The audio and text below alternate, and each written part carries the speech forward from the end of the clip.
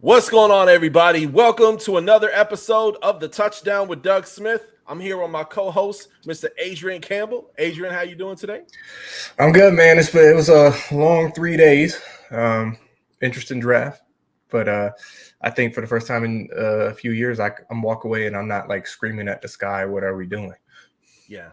No, this was a great draft. I was excited. It wasn't like the sexiest draft, but man, we gonna talk about it today, man. So I'm really excited. Also, later in the show, we have my other two co-hosts, Mike Williams and Isaac Davidson. They're also joining us. Isaac, he's a huge Commanders fan, and Mike is a diehard Broncos fan, probably the biggest Broncos fan I know. So we're gonna have them come on our show, and we're gonna have a really good time.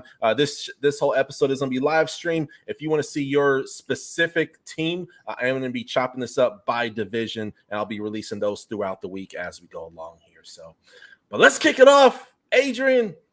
The draft happened. It's over. We could take a deep breath, or maybe some teams can't take a deep breath.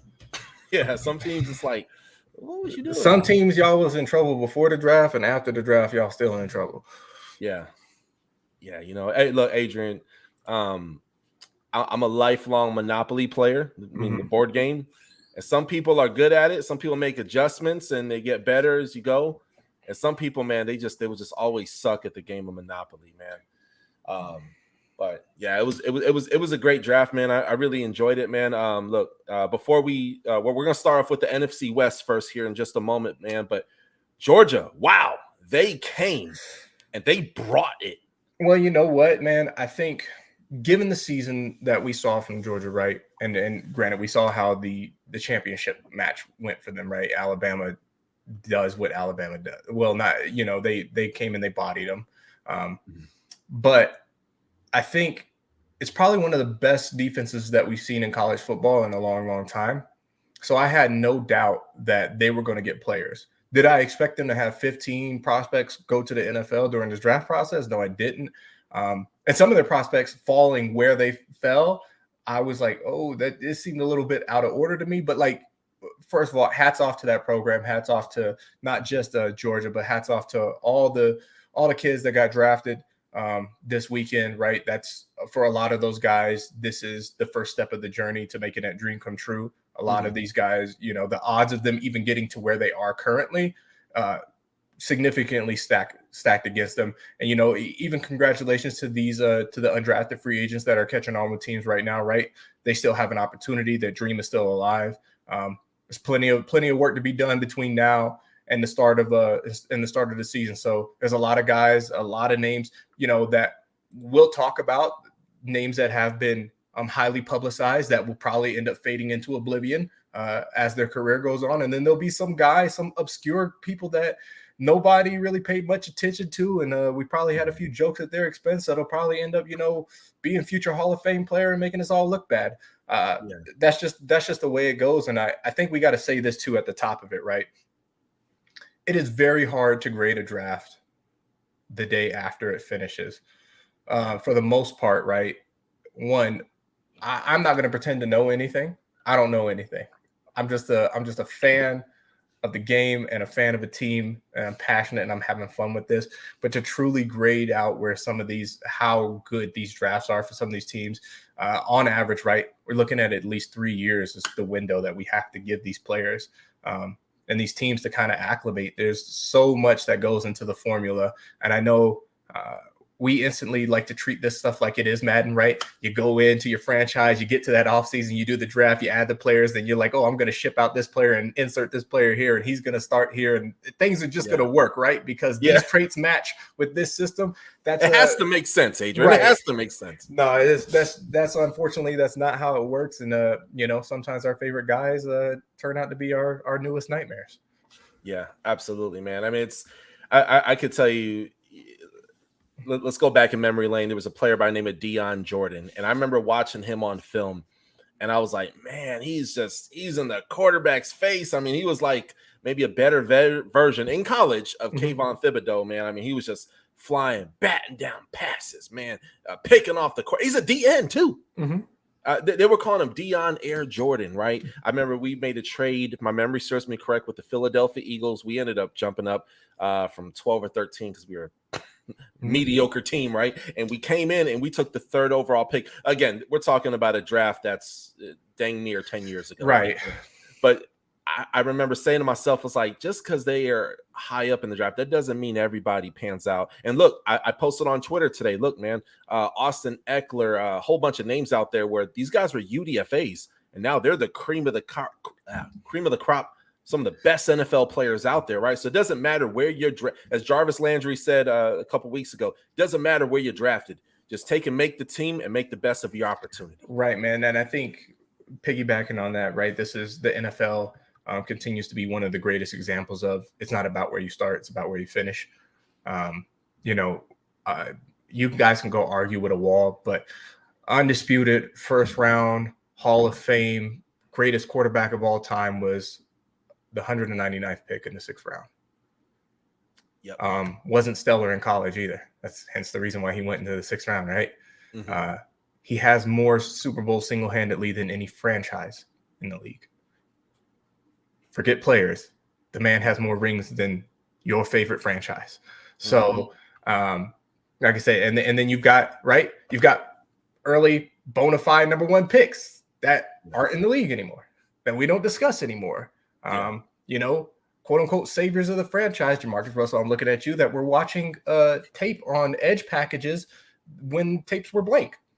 Yeah, he's like, oh yeah, I watched that. Yeah. So I mean, it's crazy, right? I think this is dream selling season, though, right? This is where if you are a downtrodden franchise and you're trying to sell some hope to the fan base and put some more butts in seats, right? This is where you do it, right? Get the big names out of college, the exciting guys that you're like, hey, look at us, look what we're doing. We got this guy. It's going to be so great. It's going to be explosive. And you hope it works out, right? Yeah. But it just sometimes it doesn't. And I'll get into it a little bit later, but I have my eye on one particular team in this draft, just kind of scouting on who we're going to be trading future draft picks for here in about 3 to 4 years, because it doesn't quite shake out. But man, let me tell you, they have drafted some of the best Rams players in recent history. So I'm very much looking forward to 3 years down the road when they're on my team. I love it. Yeah, no, man, it's I feel you, bro. What's that dude? He's the number 1 linebacker in the nation, Malik Smith or something like that. Malik Smith and Malik Bryant, who his name is. But dude, he has teams: Alabama, Miami, Florida, Clemson. Just the best Georgia Bulldogs. They all want to sign this dude, man. So it's exciting, man, because 4 years from now, that person could, potentially, But we've seen that before. I mean, look, Dolphins. He had who's the guy with the Jewish last name? The Jewish last name. He came over. That sounded really bad. Part Jewish, y'all. I'm not being Andy Smith. He came over from the Cardinals. Help me out. We traded a second. Josh Rosen. Rosen? Oh, yeah. He was the number 1 quarterback in America. A lot of people don't know. He was like the number 1, maybe even the overall player. He was amazing, but it didn't quite pan out. I think he's still in the league. Maybe he is. I don't know where he's at, to be honest. Yeah, he was on the Buccaneers. I don't know if they kept him on the I don't know where he's at. I know this is a side note, but I feel sorry for kids. Like, I really do. Because I remember him falling on draft night, finally getting selected by the Cardinals, gets on the mic. He's like, I'm going to make all those teams that drafted quarterbacks in front of him, I'm going to make them regret their decision. Doesn't even really get a fair shake at starting. And then the immediately the next season, right, he's shipped out of Arizona in favor of Kyler Murray, right? And his NFL dream is almost over before it even has a chance to really start. And I'm not saying that I think he's supremely talented. I just don't think the guy got a fair shake. Yeah. But he got further than most. So, yeah, that's there's true. Something to be said there. You got further than me, and I played 1 season. Wasn't a pretty season for a very good team, but so I can't even talk. Well, we're gonna, ladies and gentlemen, we're gonna go ahead and start off, and we're gonna start off with the division champs, the Rams. But we're gonna cover the whole division, so we're gonna work our way up. Seattle Seahawks. Yeah, I'm about to say I'm gonna flip it in reverse. We're gonna start with the worst record in the division all the way up to the champs. Okay, gotcha. So was it Seattle Cardinals, 49ers, Rams? That's how we're gonna run this. We're gonna kick it off, man. Let's get it. Okay, I'm gonna go ahead and share my screen with you folks. Please bear with me just a moment. I'm gonna share this bad boy. And Soup, if you could just let me know if you can see my screen, sir. Give it a second. It's loading up here onto the. There we are. Okay. Is it little on your end, or that's No, what she said? I don't know who you're having that conversation with, but is it big enough? There you go. That's better. All right, word. So, right. Walk us through, man. Walk us through draft night, man. Round 3. Well, this is you got the Rams up here, so you want to. Oh, we can start with. Right. Let's go. Let's switch to the Seahawks, man, and I'll just start talking about the Seahawks. One, right? I think everybody kind of knows the offseason that the Seahawks had, right? Starting with the biggest, what I'm going to call the biggest transaction of the offseason thus far, which was Russell Wilson, Mr. Go Hawks himself, leaving the Seahawks, joining the Denver Broncos, right? That's where he's going to probably end up finishing out his career. In turn, sending, Shelby Harris from the Broncos, Noah Fant, Drew Lock, and a slew of picks up to Seattle, right? So they get a chance to start again, begin this rebuild. I know Pete is very adamant about not using the word rebuild, and I don't know why teams are saying rebuild. Like, it's a dirty word in the NFL. You can't say it. But guys, if you're going into the season with Drew Lock as your quarterback, and I wish Mike was on here now because Mike is a Drew Lock stan. But if you're going into the season with Drew Lock as your number one option, you're in a rebuild. I don't know how to inform you of this, but you're in a rebuild. But let's talk about like some of their picks, right? And as a divisional opponent, night one, I was very excited because I was like, man, there's nothing that really happened where I thought that they got better. But they go and they take Charles Cross, offensive tackle out of Mississippi State, which, if you don't know anything about this kid, he was one of the top 20 recruits in college. He had his share of suitors. This guy is a dog, right? And Mike and I were kind of talking as we were watching the first round together, and we're like, man, if Seattle had drafted like this to keep their quarterback upright when Russell Wilson was there, maybe Russell would still be there. Yep. So I was very shocked to see them actually go offensive tackle with their first pick. It's been a need. I think if you've watched Seattle for any kind of amount of time, you would know that their offensive line has been a problem for a long time, right? And I think when you don't have a quarterback that has the talents of Russell Wilson, I think you do have to make a few more moves to kind of make that lineup a little bit more staunch, right? To protect Drew Lock or Geno Smith or whoever you're going to put back there, right? So I like the pick of Charles Cross. Not exactly sexy, but it's definitely a need, right? He's not the best in pass pro, so they'll have to do some work there, but he is a mauler when it comes to running the ball, and that's something that Pete Carroll really likes to do. I think he's got about 50 million running backs on that roster right now. That is a big halfback room, so expect them to return to form doing that. Then their next pick, right? Boye Mafe, right? Edge out of Minnesota. Minnesota's Big Ten school. So I saw quite a bit of him, being a Michigan fan myself, seeing him. I think he's quick, right? He's got some explosion coming off the edge. He's probably going to replace Carlos Dunlap, right? Like, that's probably what they're thinking. Like, hey, we need some more pressure off of the edge. The pick that I like the most, right? Because I'm not going to break down every single pick for them, but the pick that I like the most was their day 2 pick, the 9th pick overall, Kenneth Walker III out of Michigan State.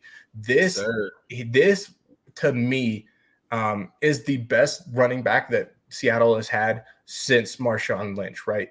He's sturdy. His balance and field vision is probably top notch. I had him very high on my board in terms of running backs. I think he was like my number 2 running back in this draft. And a lot of it is because of his physical toughness and his balance and his ability to run through tackles and things of that nature. He's got some decent breakaway speed, right? Faster than you think, but he's not the fastest running back on the board, but he's also his ability to pass catch out the backfield, I think, is going to be huge. And his ability to perform in pass pro. So this is dangerous. I think the tandem of him, it's going to be him and probably Chris Carson that are going to be controlling that backfield. That's going to be the primary 1-2 punch there, especially since, Chris Carson, God bless his soul, but not his ankles. He just seems to go down every season with some kind of ankle injury. And then just talking briefly on some late picks that I like for them, because I'd be lying to you if I said I knew who every one of these guys are. But the two guys that stood out that I thought were good in the day 3 picks, right? Round 4 and round 5 picks, Kobe Bryant and Tariq Woolen. Not that Kobe Bryant, RIP, Black Mamba, but this kid out of Cincinnati, I thought he was going to go a lot higher than what he was going to go. I had like a 3rd to 4th round. Yeah, I had like a 3rd round grade on him, right? But he goes kind of right there in the middle of the 4th. Big kid.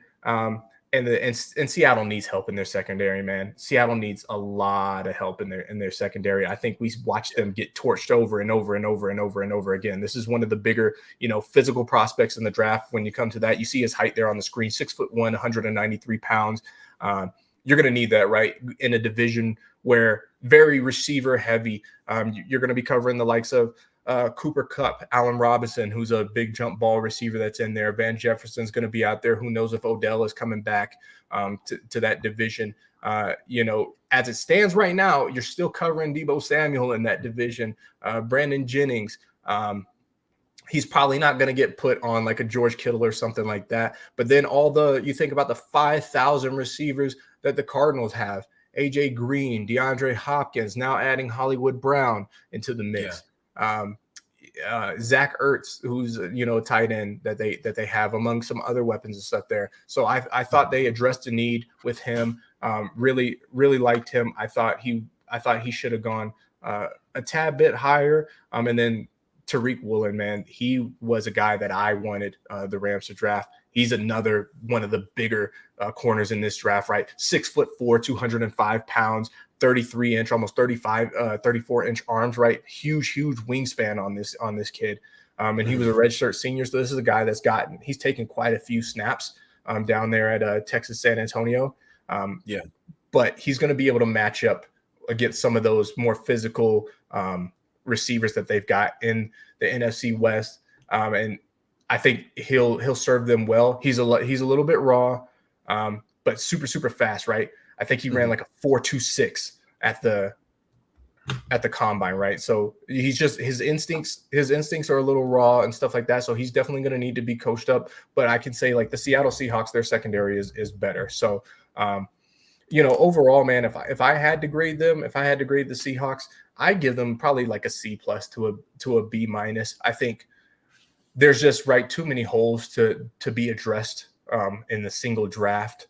Even with the capital that they had, I think it's going to be a hard thing. And not everybody on this thing is going to shake out. But I think they've got at least 3 to 4 bona fide starters out of this draft. Like day one, these kids are going to be starting. That's so B-, C+. Yeah. I got him a little bit higher, man. I really like this draft a lot for them, man. I think it's really important. Charles Cross, man, he is in my eyes, he's top 3 best O lineman. I mean, not number 1, but definitely top 3 best O lineman in this draft, especially when it comes to tackle position. Mm-hmm. Kenneth Walker, he touched on that. Hey, best running back in the draft. Fantastic. I'm glad that you brought up my guy Tariq Woolen. When you started talking, I clicked on Tyreek Smith. That was my mistake. But man, I really like that. Hey, I used to live in San Antonio, Texas. Shout out to the Alamo City, the Countdown City, UTSA. I like that pickup a lot, man. It's good to see a small school really start to rise in the ranks and be very successful. So I'm gonna give them a solid B. I like it. I really like the picks. We're gonna go ahead and move on to the Arizona Cardinals. Let my screen catch up with me here for a second. So Arizona Cardinals, I think, this was this the first or the second trade of the night where we found out that a receiver was on the move? Either way, right? We found out day one the receiver was on the move, and it wasn't Deebo Samuel like everybody thought it was going to be. Turns out it was Hollywood Brown, and I don't know who had that move pegged on their thing. I was not even aware that Hollywood Brown was a candidate to be moved, right? But Hollywood Brown heads to Arizona to rejoin former college teammate Kyler Murray. So instantly there's some chemistry there. And then on top of all that, right, it's just another weapon in this already very, very receiver heavy Cardinal offense. And I think that's fine, right? It suits them. We've seen them line up with three wide, right? With the tight end and stuff like that. So, I mean, this is a team that likes to get vertical. They're trying as hard as they can, right? Not to let Kyler use his legs. They don't really want to see him take off running. They would like to just create, more time and opportunity, but they want to get vertical and they want to throw it down the field. It is just a ton of speed on the outside. And I think, right, a combination of like a Hollywood Brown and who's the young guy? Is it Rondell Moore or whoever they have down there? Rondell Moore. Yeah, Rondell Moore, right? He's like Steve Smith Jr., man. Another super fast, short, stocky, right? Not the biggest guys, right? But if they get over the top of you, like they're gone.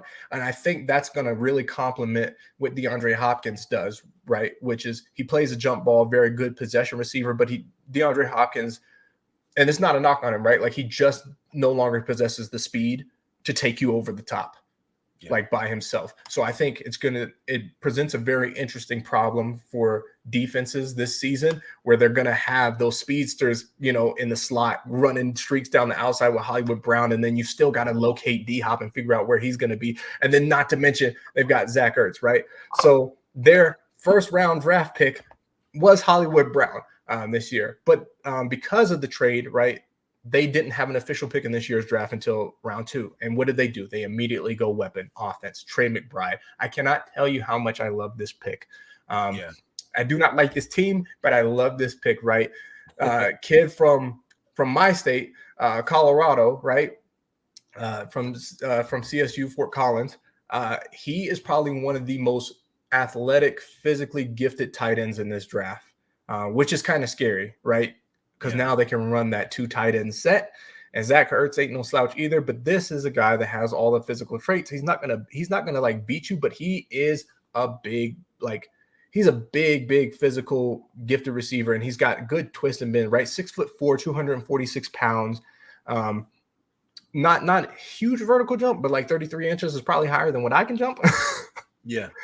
So, and he's got 32-inch arms, right? So just he's going to excel in this offense. I think Arizona is really kind of telling you what their mindset is, right? Which is, let's give Kyler some more weapons because we need to attack. And I don't know, me personally, I don't know if I like that philosophy for team building, but it is what it is, right? Mm-hmm. Then they went down into defense, right? They went and took a defensive end out of San Diego State, Cameron Thomas. And as much as I like Cameron Thomas, I like the pick they made after him, right? Majai Sanders, the edge out of Cincinnati. And I think because of how good the program was with Cincinnati this year, we saw a lot more of these Cincinnati prospects than we would have normally seen any other year. This is a guy that I think they're looking at as the heir apparent to JJ Watt, right? Now, this is not me saying that he's on JJ Watt's level. Please don't misconstrue that, right? But this is a big, long pass rusher, right? He's 6'5", 228, another 33-inch arms, massive hands. Didn't do too bad on the 40-yard dash, right?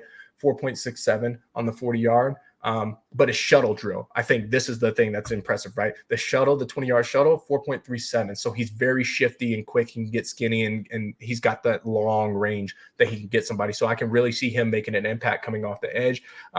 He's probably we will probably see some of him this year, and not for nothing, right? I think it's unfortunate, but it's just become kind of a pattern. When JJ Watt inevitably suffers his injury, this is probably going to be the guy that's going to come in and do it. If he's not already playing opposite.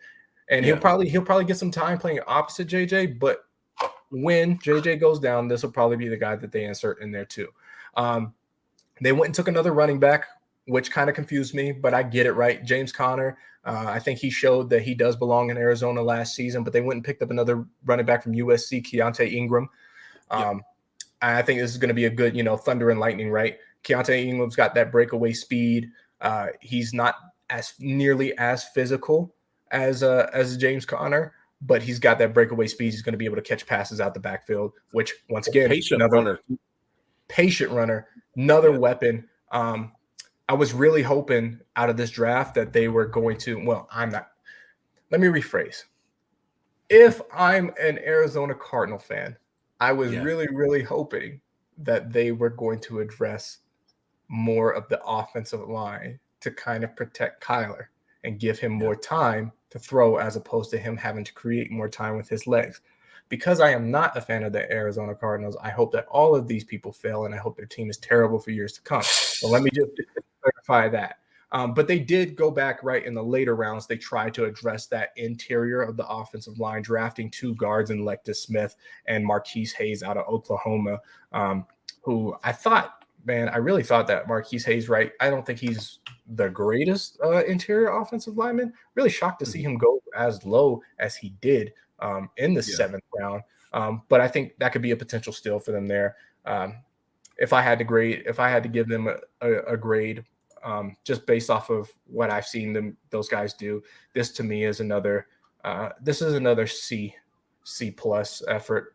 Yes, you got more weapons, but I don't think they addressed a big need, which was kind of shoring up some of that offensive line, and the people that they did get, I don't think they make a big enough impact day one. But it doesn't look like they're counting on needing a lot of time for Kyler to throw, right? They picked up all those speedsters and, like I said, all these other weapons out the backfield. So let's bold strategy. Let's see if it works. Yeah, I'm right there with you, man. This is a solid C. I'm gonna match you right there, okay, Adrian. This is looking real like the 2016 Miami Dolphins, meaning you have a mobile quarterback, you got all these beautiful receivers, right? You got Hartline and Wallace and all these other cats out there, right? I think Greg Jennings was there around that time, but you have no O-line. You have no O-line. You can have all, and I'm like, man, is Lycidas Smith gonna? He's pretty dope, I will say. I watched a little bit of him. But like Marcus Hayes, you mentioned he slid a little bit. But are these guys going to make that much more of a difference on that O-line? That's a big concern I have of mine.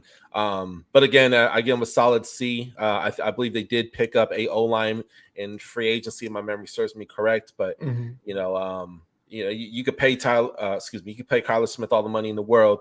But I think he's still going to be getting knocked around this upcoming season until they address that O-line. You got to make the unsexy picks, man. You got to, Yeah. The first 2 picks of this draft should have been O-line.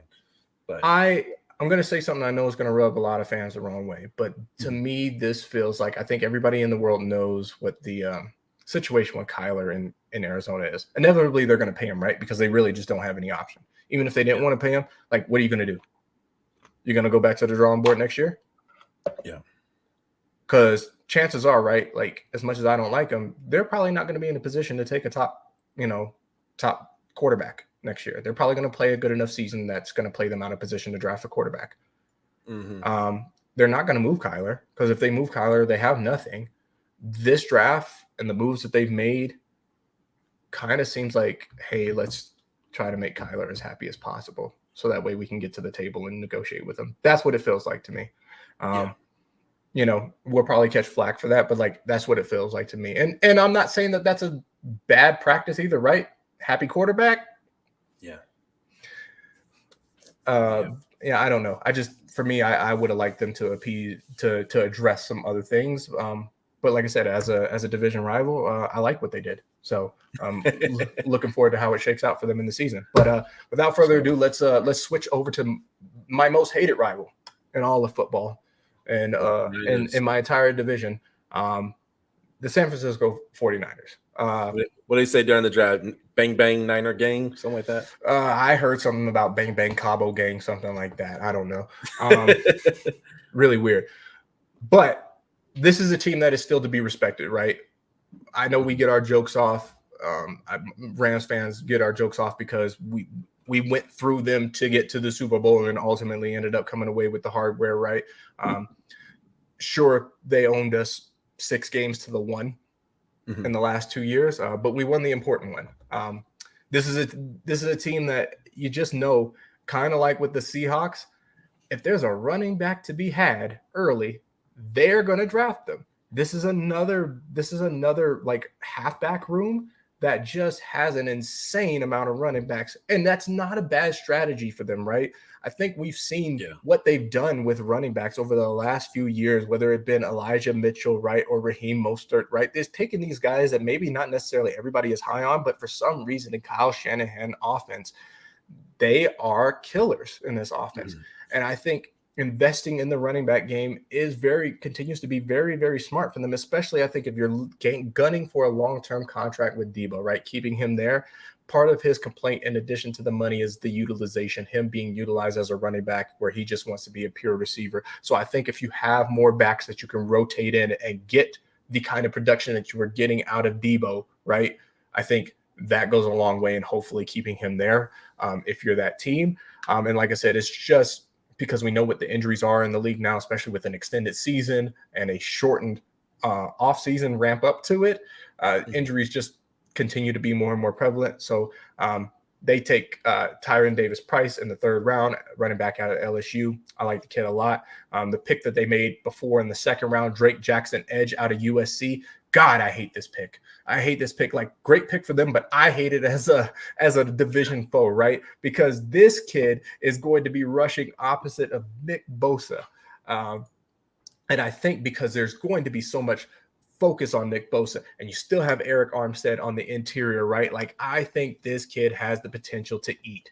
I think he really, really has the potential to eat. Like, he is 6'3", 254 pounds, 34-inch, right? Like, and he's from California, so he probably got raised as a 49ers fan or a Raiders fan somewhere in there, so he still gets to stay at home.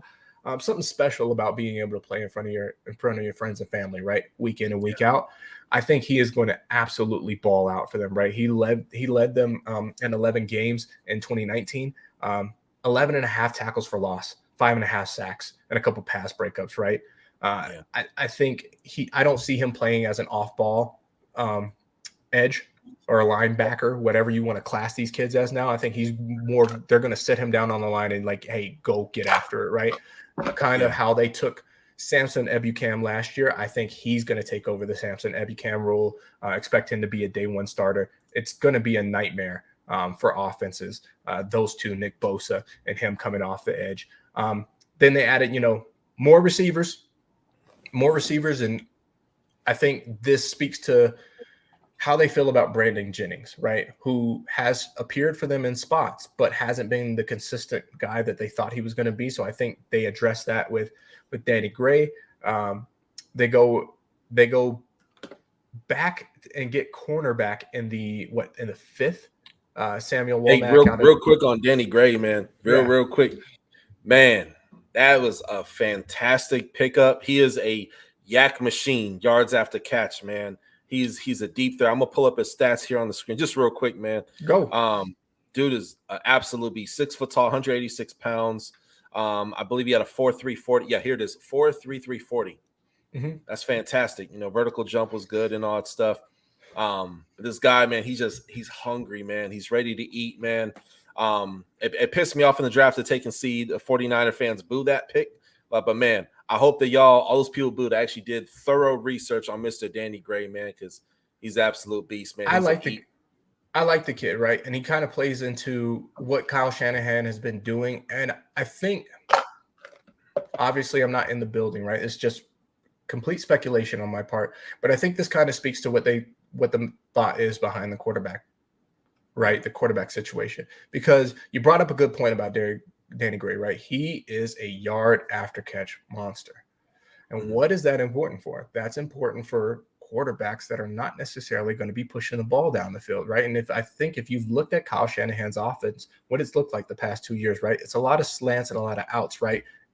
Short routes that you get special receivers like Deebo Samuel, right? That catch it and they're able to make teams pay after the catch. And I think that kind of fits into that mold.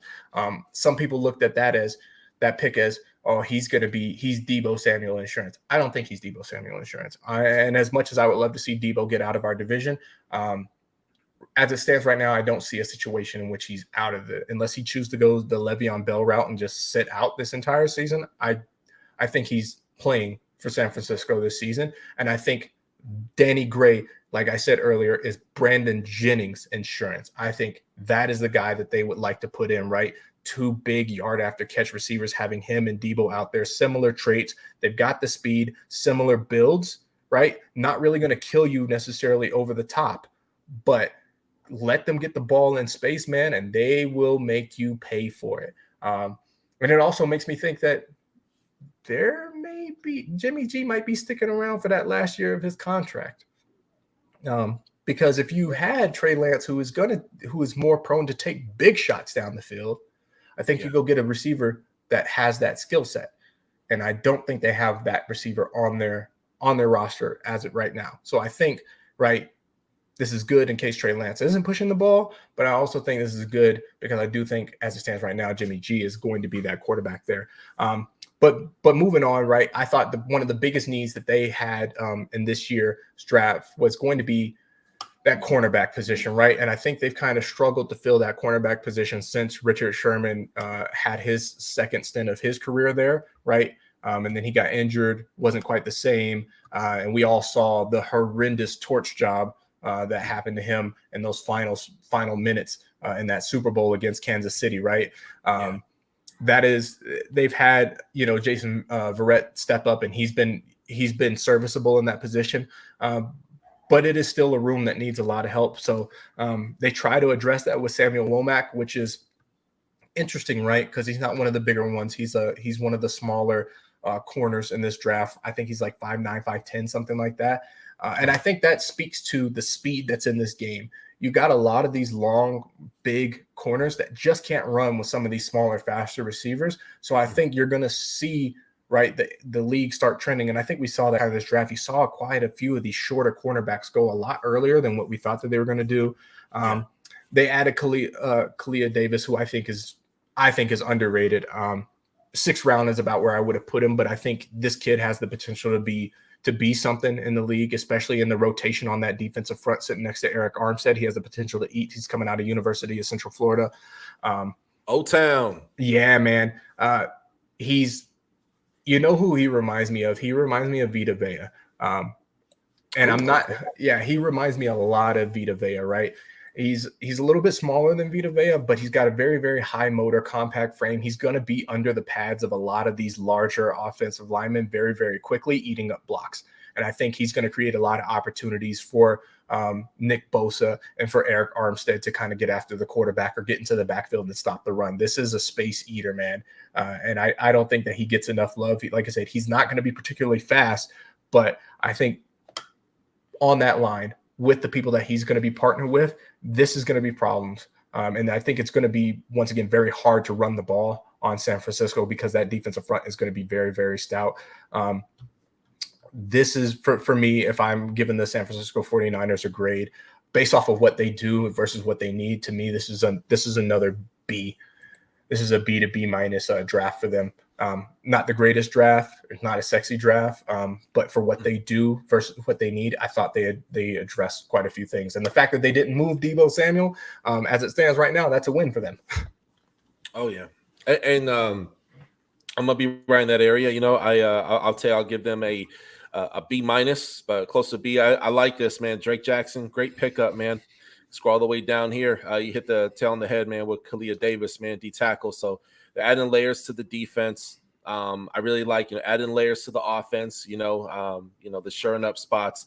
Really love the Danny Gray pick, man. That's a deep threat, man. And he could work the slant. He could hit the dig route. I actually, fun fact, y'all, for those who just now watch this episode, I did interview him. So do check out my interview with him. Go down on my episodes in the interview section. You'll see my interview with Danny Gray. Super great guy. But yeah, man, I mean, it's just overall, I like this. Actually, no, I'm going to change this. I'm going to say B plus just because they're almost a complete team. But I was kind of waiting for that pick to something out there to just wow me. It wasn't wow, but I feel like they got better. The 49ers did get better. I think it all just kind of comes down to how the quarterback plays and how they play out next year, right? But moving on to the Super Bowl champions, your favorite team, my friend. Pulling them up right now, Los Angeles Rams. Soup, you want to take this one away, man? Oh, man. This is the first time in a long time that I was not screaming at the sky, yelling, "What in God's name are we doing?" I feel really good about this draft class, and not in the way that like, "Oh my God, look at these guys, stud, stud, stud, stud, stud." I'm not delusional, but in terms of what we needed, just to kind of be able to compete again for a championship, right? And once again, having no first round draft pick for the millionth time, having no first round draft pick, having no second round draft pick, right? We don't get to pick until late in the third. I thought what they did, and this is kind of where Les Snead has made his money the last few years, right, is hitting on guys between the third and the seventh round, those day 3 picks, right? This is kind of where we've built the majority of our roster here in these rounds. So I'm going to start with my absolute favorite pick of the day for them, of the entire draft for them. And that is our first pick in Logan Bruss. Once again, watched a lot of Big Ten football because I am a Michigan fan myself.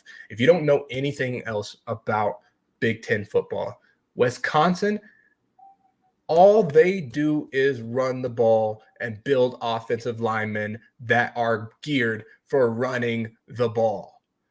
Yeah. Right? He is going to join 2 former Wisconsin Badgers on this offensive line in David Edwards and Rob Havenstein, right? And I think he has a chance to start day 1 in that right guard spot, filling in for Austin Corbett. This is a massive man. You can see him on the screen, 6'5", 309 pounds, right? 33-inch arms, big hands.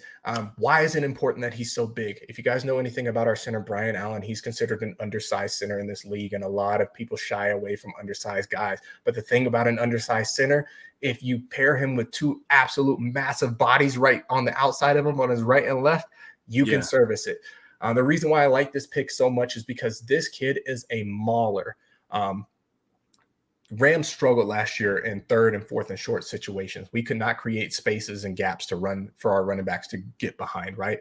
And I think Logan Bruss is really going to help us be able to get aggressive and bring some of that physical mentality to this team. The other thing that I really like about it, here's a cool stat about Logan Bruss. Since 2019, he has only allowed 1 sack on 596 snaps. Damn. Okay, so not only can he maul people down the field, he is excellent in pass protection. And you can't be like, oh, he's allowed 1 sack, but he's only played 5 reps. No, this kid has played 596 snaps. He's played significant time in the league, right? And he has some experience of tackle. We probably won't see him go out, but he will be on the interior, right? And he's quicker than you think, bigger than you think. I guess Sean McVay said it perfectly at the end of the day, right? Like, if you don't know anything else about Wisconsin, like, they just build nothing but great offensive linemen. If you get into Wisconsin, you don't have to do as much work on those guys because just the way that they do things over at that program, they're going to work in your system. So it was my absolute favorite pick of the draft for them. But then Rams went back and they addressed some stuff, right, with Jacoby Durant out of South Carolina State. In the 4th round is another. We need some help with Jalen on the outside, right? And the departures of Darius Williams, him headed over to the Jaguars, getting his bag. Congratulations. I salute you, King.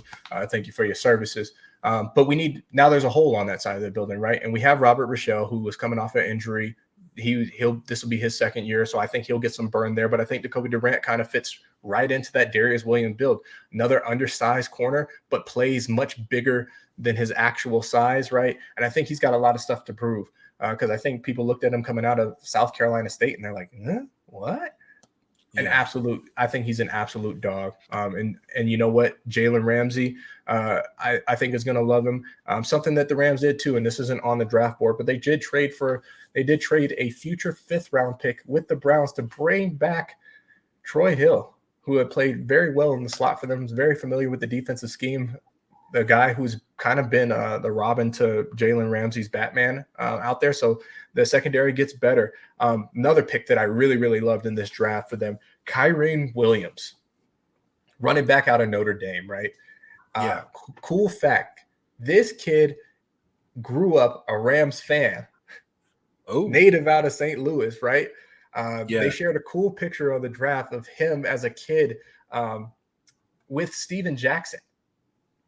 Oh, nice. Yeah, getting an autograph. Right. So I'm geeked to have this kid on there. This is, doesn't have breakaway speed. You see his 40 time, right? But his balance is insane and he is physical physical, in between the guards and the tackles, man. He is going to be that third down back for us, but make no mistake about it, this could be a back that could take over that backfield. And that's no disrespect to Cam Akers or anybody, but he's just physical. Should Cam get hurt or anybody again, like I believe in Kyrie Williams to come in, he will probably get the spot starting behind Cam Akers. I think he's going to be a lot of fun. And then another pick that I really liked, right? We addressing some more of that secondary because we had that run of safeties that just kept getting annihilated and injured on that run to the Super Bowl, right? So much so that we had to go bring Eric Weddle off the couch to, years retired, bring him off the couch.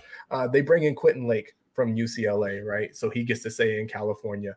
And 6'1", 201 pounds, not the fastest, but you can move him down into the box and he's a thumper, man. I really, really like Quentin Lake. I think he's going to be a perfect fit on this Rams defense. And then if I had to pick, one more thing that I like about this draft, I like the kid in the 7th that we took, Daniel Hardy out of Montana State, right? We lost Von Miller. I know everybody's laughing at us. Ha, ha, ha. You guys gave up a 2nd and a 3rd for Von Miller, and then he left you at the altar for more money with Buffalo. Yeah. It's sad. I'd be lying to you if I said I don't want Von Miller back. That would be a complete liar. I love what we saw from him. Daniel Hardy and the Lombardi Trophy, nice consolation prizes for not having Von, right? Thank you for your service. We've got a 2nd Lombardi because of you. I can never say anything negative about Von and his time on the Rams.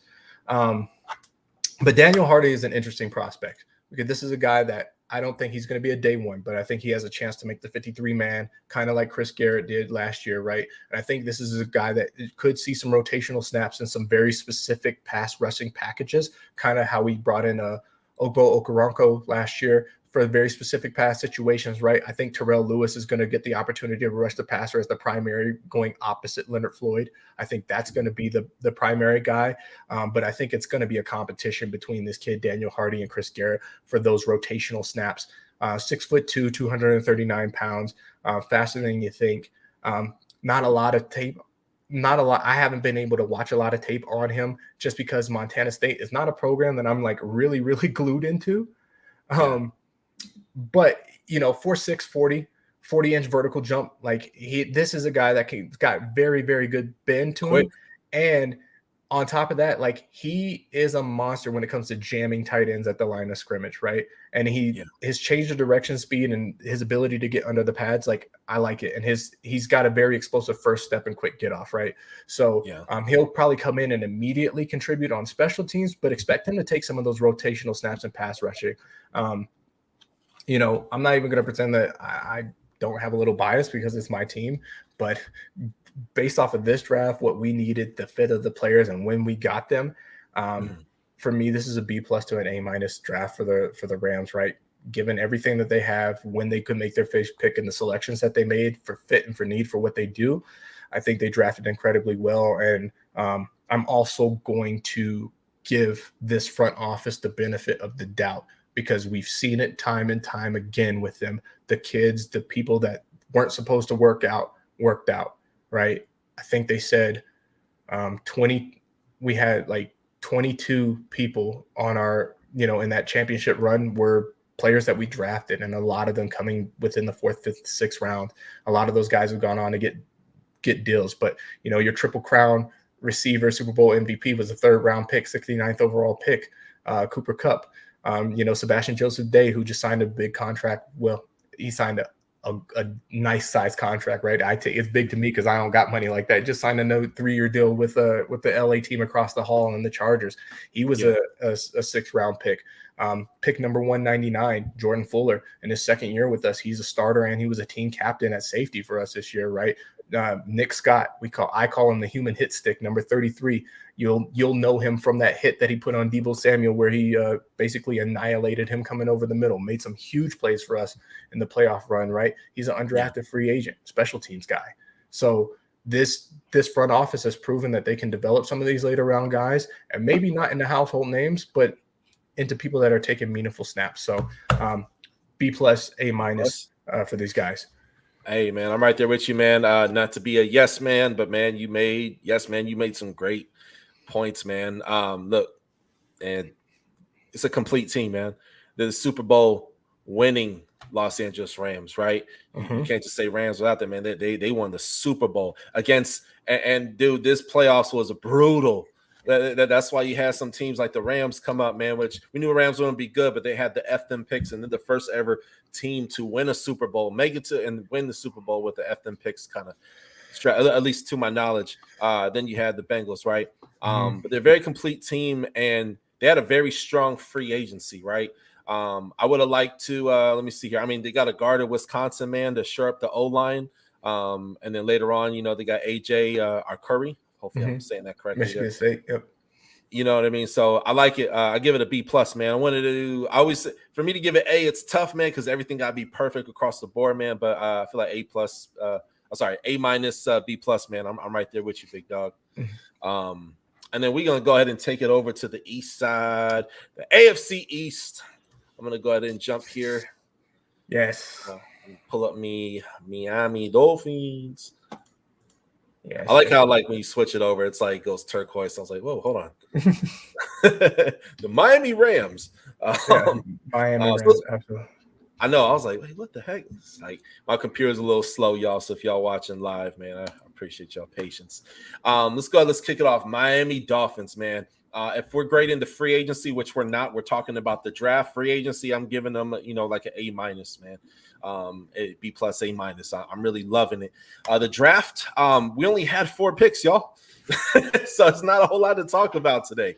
But y'all know me. Look, I'm a huge Miami Dolphins fan. Man, look, if I was an alien, you'd cut me open and I'd bleed aqua and orange, man. Look, I love this team. Let's go ahead. Let's kick it off, man. Channing Tindall, man, Georgia. One of, if this wasn't such a stacked linebacker draft, I could see him possibly going like mid-second, man. Very good linebacker. He's great at open field tackles, great on the edge, very fast. And I'm gonna go ahead. Matter of fact, we're gonna open up his profile. We're gonna learn a little bit more about Mr. Tindall, and then we'll cover the other 3 guys here very briefly. Let me go ahead and pull this up here. And one thing I like about Channing Tindall, he's there with Jerome Baker, man. He's there with, we're going to be coming off the edge 100 miles an hour, man. 6'2", 230 pounds. Pretty good 40 time. 4.47, vertical jump 42 inches, broad jump 129. Him and Nakobe Dean were 2 peas in a pod. If you watch them at Georgia, oftentimes Tindall would have the guy wrapped up and then Nakobe would follow, or vice versa. Nakobe would have the guy wrapped up and Tindall's not far behind him. So they're right there. It's obviously, I would say Nakobe Dean is probably the better linebacker. I was really hoping we would get him, if I'm being honest. But Tindall's also a great pickup too, man. These guys won the national championship and they shut down Alabama. One of, if not the best offensive teams in all of college football. Then there's the next pick, round 4. And then after this pick, we're already halfway through our picks. But Eric Azukanma, hopefully I'm saying that correct. Please correct me if I'm not. I like this pickup, man. I was a little shocked, being that, hey, we got not 1 but 2 really good receivers in free agency, and Wilson, and then also the Cheetah.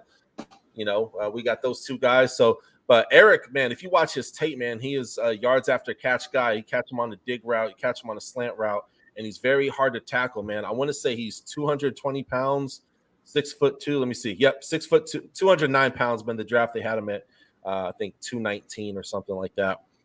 Arms very long, vertical jump 36, broad jump 126. 20-yard shuttle was very good. I like this guy, man. I like this guy. They call him Easy as well too, man, because he goes out there and he makes it look easy. If y'all don't remember, Texas Tech had one of the better receiver corps out there in college football. So I like this pickup, man. We have a lot of depth, and all I'm gonna say is guys like Preston Williams, man, your time is up. And some of these other receivers out there, man, deep, because it's a deep depth chart, man. Not everybody's going to make the team, man. So we got to have the absolute best receivers out there, right? So moving on, Cameron Good. Look, I've never heard of him before the draft. I'm going to be honest with you. I'm not going to sit here and lie like, oh, yes, he had this play. But from what I read up on him is that he had an injury last year. He's back fully healthy now. But when he was out, the whole defense was completely different and completely out of sync. This is a guy, Texas kid, 6'3", 240. He's a baller, man. He knows how to get to the quarterback. One thing I like about him is that he knows how to get off the block. If you're watching a lot of tape, the stats they're okay. It's nothing to be super wowed about. But again, it was our second linebacker in this year's draft. So, man, we're really shored up, man. I like it. I like this pick. I'm not mad at it at all, man. If it's a good player, I'm not, you know what I'm saying? I'm not going to complain. And then the last pick of the draft, it's funny because in my mock draft, I did have us getting Dustin Crum from Kent State, some type of quarterback, if in the event Tua went down. And then the other guy that we got from the Broncos didn't work out as well, too. But here we go. Scott Thompson, Kansas State. Some of y'all on Twitter are going crazy. I see your conversations, and y'all calling him the next Tom Brady. Chill out. All right. But, hey, if it happens, I'm not complaining because I'm a Miami fan before I'm a Tua fan. And I'm a Tua fan. Let me save you some time. It won't. So let's dead that conversation. Well, hey, you never know. You never know. Safe to say. This guy was a baller, man, at Kansas State, man. I really like him a lot. I love what I see on tape. Smaller school, but, man, they create a lot of ballers there, man. Not a whole lot of people from Kansas State in this draft, though, I will say. He might have been maybe like one of two people from Kansas State to be drafted. So, but, hey, you never know. I like – they made a good point in the draft. I heard some announcers talking. And it said it's good to draft a quarterback because if you get a guy off the market, he's going to cost more money because you know what he's going to bring, right? You take a chance. This is a low risk, high reward with Skylar Thompson, right? There's a few other guys. I wish we would have got Dustin Crum. There's a few other guys. Actually, the quarterback who the Patriots got, he's super dope. You know, I mean, he just broke the guy, quarterback from Western Kentucky. He broke the touchdown record for college football. He actually broke Joe Burrow's record, as a matter of fact, which is beyond impressive. And again, it's Western Kentucky, but still very impressive. But I like this pickup. Overall, look, man, I'm a Dolphins fan. I'm not being a hater. I give this draft a C+. But, hey, here's the kicker. We had a phenomenal free agency, and this ain't a free agency grade. This is a NFL draft grade. I'm giving it a C+. I really wish we would have got a center with one of these picks, y'all. Let's call it what it is. All right. I like it, though. I like the picks that we got. I'm really not complaining. So I give it a C+. But again, the center is very important. I'm hoping that we bring in some UDFAs to create some competition because this is a very, this is a very deep draft in O-linemen. Very deep. I mean, there was potential starters going in the fourth round, right? So I really would have liked one of these, Channing or Eric, to take and be a center, but nonetheless, I like our draft. C+ is what I give it. Moving on, we're going to go ahead and cover the New York Jets, who, man. Well, I'm gonna give you my grade on the Dolphins by you. Oh yes, my bad. Hey, I'm gonna give you my grade on the Dolphins, and I think you're generous with the C+, bro. I got them as a solid C- for this draft, okay. And I get it. They had the limited picks, but I like you said. I love their free agency. What they did this offseason, I think, put them in a position to compete heavily, right? And I think they put a lot of the moves that they made where they basically said, without saying it, right? Hey, Tua, if you're the guy, this is the time to prove it. Because if you're not, you're out of here this next year. I think that's I think it's understood. Like, it's said without being said. So talking about the 4 picks, and I know it's kind of hard. Like, oh, you only got 4 picks. How do you nail that? Well, I think it's much easier to nail 4 than it is to nail 8. Channing Tindall, right? We talked a lot at the top of the hour about Georgia and how dominant that program is. And I even said that might have been the best college defense that I've seen in a long time, maybe even in the history of college football, right? So you get excited when you hear a name, Channing Tindall, linebacker out of Georgia. You're like, yes, we got one. Yeah. Hold your horses. Yeah. Because Channing Tindall, and I'm not hating on the kid, and we know the talent that played in front of him, right? He couldn't catch on as a starter in his first 3 seasons. He did not even start in 2021. He was a rotational. He made impact when he was on the field, right? I think that's fair to say. But it's not like he was inspiring the fear of God in and offenses and stuff like that, right? I think he's got some consistent like tracking of the football and things of that nature. But I think his issue, right, because he's going to be playing interior, he kind of loses people over the middle. When you saw him, he was a little bit slow to react when receivers would run those crossing patterns over the middle. So I do have some concerns there. And he bit on almost every single misdirection action play. Like he bit on it hard and found himself out of position. So this is a guy that I don't think is going to come in and start for them. I would hope the expectation isn't that he's coming in and starting. I think he kind of needs to sit behind somebody for a little bit, and maybe on the back half of the season that he'll get some more starts and stuff like that. But I think he has a lot to learn, especially because I think that defense that you guys are going to run is going to be more zone defense, which is kind of the stuff that he struggled in. So like I said, I think he's got potential, but it was a head scratcher for me. I thought there were better choices for the fit there. Eric, how do you want to pronounce this name? Ezukama. Yeah. So Eric Ezukama, right? He is probably the best receiver to come out of Texas Tech since one Michael Crabtree. And I think he actually broke a couple of Crabtree's records down there at Texas Tech. So I like I like this guy. I think in terms of what he's going to be bringing to Miami, I think this is your jump ball receiver, right? Because he's not the fastest receiver. He's still fast enough, right? I think he's like 4.47, 4.5, something like that, right? Yeah. And he's 6'2", so he's got the body for it, right? He's got the long arms, bigger frame. I think he plays at about 200, 210, right? So he's going to be able to compete with some of these larger corners and stuff that we're going to start seeing make their way into the league. But I think this is your jump ball possession receiver. And I think you need that because you got Jalen Waddle, right, who's got the speed, Tyreek Hill, who also has the speed. Both of these guys have the ability to stretch the field, run the crossing, or hit over the middle, right? But you still need that one big jump ball receiver. And I think that's what he's going to do. They're not counting on him to run a lot of route running because that was his biggest knock coming out this year, was that he is not as polished of a route runner as you would expect for somebody who started for 3 years. So that'll probably take some time to develop. And I think Mike McDaniels is the guy to really help him do that. I think Mike McDaniels, in terms of offense and how he schemes his offenses, this is a guy who, when I talk about we're going to be evaluating this draft 3 years from now, I think this is a guy 3 years from now we're going to look and say, yeah, that was a really, really solid grab for the Dolphins in round 4, right? I don't think he'll be a household name, but I think he's a guy that you want to make sure that he's in your Madden lineup and possibly on your fantasy lineup. And that for me, that is probably where I stop with this draft for the Miami Dolphins. Like that Cameron Good, I don't know enough about him to really give him I never heard of him before the draft. Fair grade. And then I understand, like you made a good point about the argument for the quarterback. I think the pick makes sense, not the player that they chose. I'm like you. I wanted somebody like a Dustin Crum or somebody else in there. Yeah.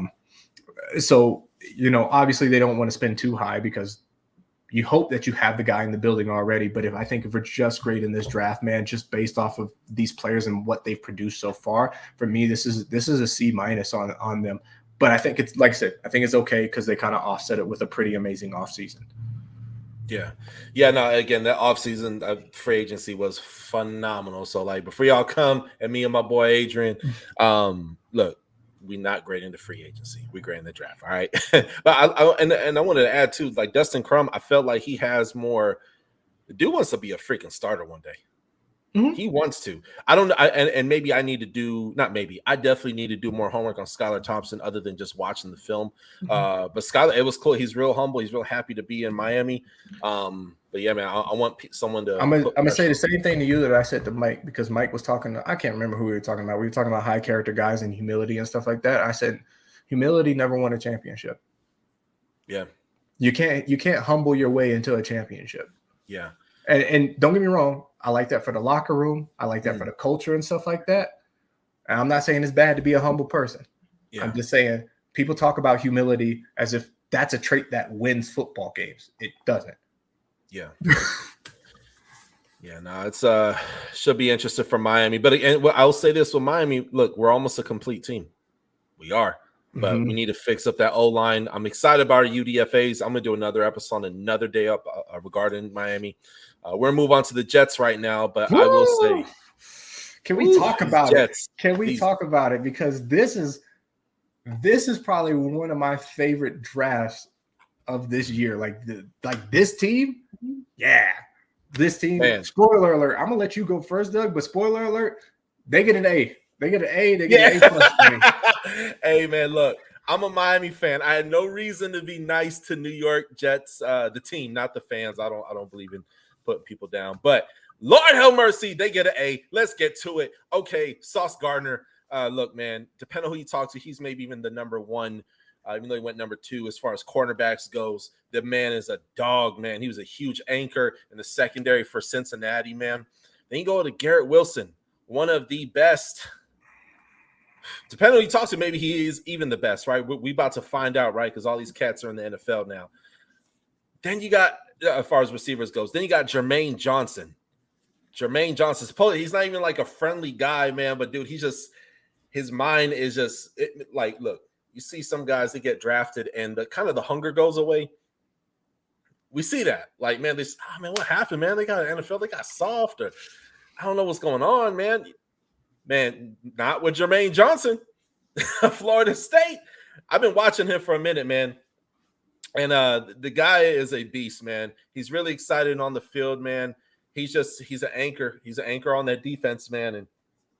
And Jets historically love taking defensive players in the first round, man. So for them to go cornerback, probably best cornerback in the draft, possibly best receiver in the draft, one of the better edge rushers in the draft. I love this.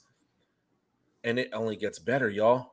Breece Hall, Iowa State, bowling ball, north-south runner.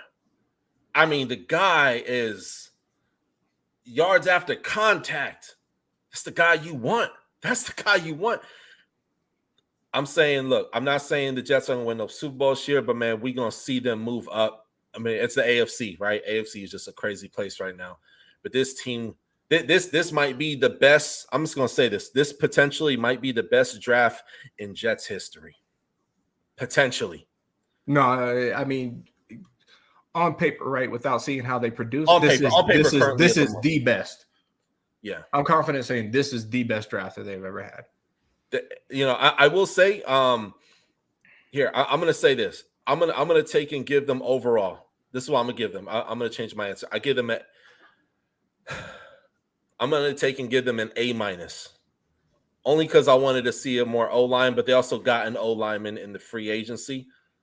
So, yeah, A- is what I give them, man. But I love it, man. Jets balled out, and I love all these. I love all these picks. Soup, I'll go let you take it away, or else I'll talk. All right, man. This is like I said at the top of it, man. This is probably one of my favorite drafts of the entire cycle this year, right? Like, I cannot believe that they came away with the people they came away with. Mm-hmm. Like, insane, absolutely insane to me, man. Sauce Gardner, don't call him Ahmad. His name is Sauce, right? Came to the draft with an extra bottle of sauce on top of it. He said, now that I'm in the NFL, bro, I'm just too saucy, okay? This is the number one corner in this draft. Make no mistake about it. Put some respect on this guy's name. I think, if there was not a premium on edge rushers this year, this arguably could have been the number one pick of the draft, and nobody would have argued it at all, right? Fun, like big, fast, physical, right? And this is a kid that is humble and he's not afraid to do the work, but he's confident in his game. He knows what he brings to the table. And on top of that, he did not allow a touchdown in his entire college career. Yeah. Not a single touchdown. They asked him after the draft, they said, hey, man, we noticed that you didn't allow any touchdowns. Do you think you're going to be able to continue that streak in the NFL? And, he kind of sits back, he thinks about it, right? Because it's the reality of the NFL. You're going to get scored on. Yeah. But he's like, I know what I bring to the table. I know what I do well. And he's like, I'm gonna hold on to the streak for as long as I can. And you gotta like a guy that's got that kind of confidence, man. And like if you're a Jets fan, you should be excited about this guy because he's excited about not only being in NFL, he's excited about going to New York. He's excited about like bringing this football program back to prominence, right? Like Sauce Gardner, And we should talk about the fit with Robert Saleh, right? Defensive mind, defensive head coach. This is a Robert Saleh draft if I ever seen one. Also, I would just like to say this, right? And I'm gonna take some shots at some Jaguars people right now. When your team is as bad as the Jets are, and you have a boatload of early round picks, this is what it's supposed to look like when it's all said and done. Yeah. It's supposed to look like hope. It's supposed to look like something that you would construct on a Madden roster. When you're bad and you have this many early picks, this is what it should look like. So every team in the league, take notes. Whoever finishes at the bottom this year, if you have a bunch of picks that you're stacking up, this is what you should walk away with. This kind of draft. Insane. Sauce Gardner, you talked about Garrett Wilson.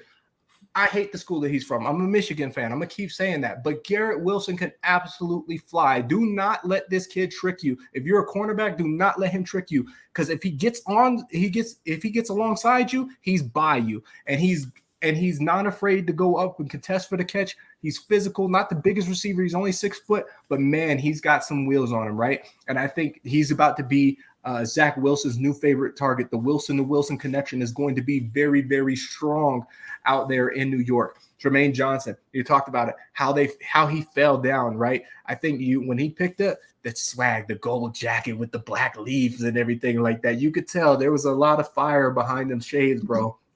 Yeah. He was not happy that he fell down to 26, but the Jets, not afraid to move around the board, traded back into the round to come and get him. And he's going to join the likes of Jonathan Franklin Myers, Quentin Nelson,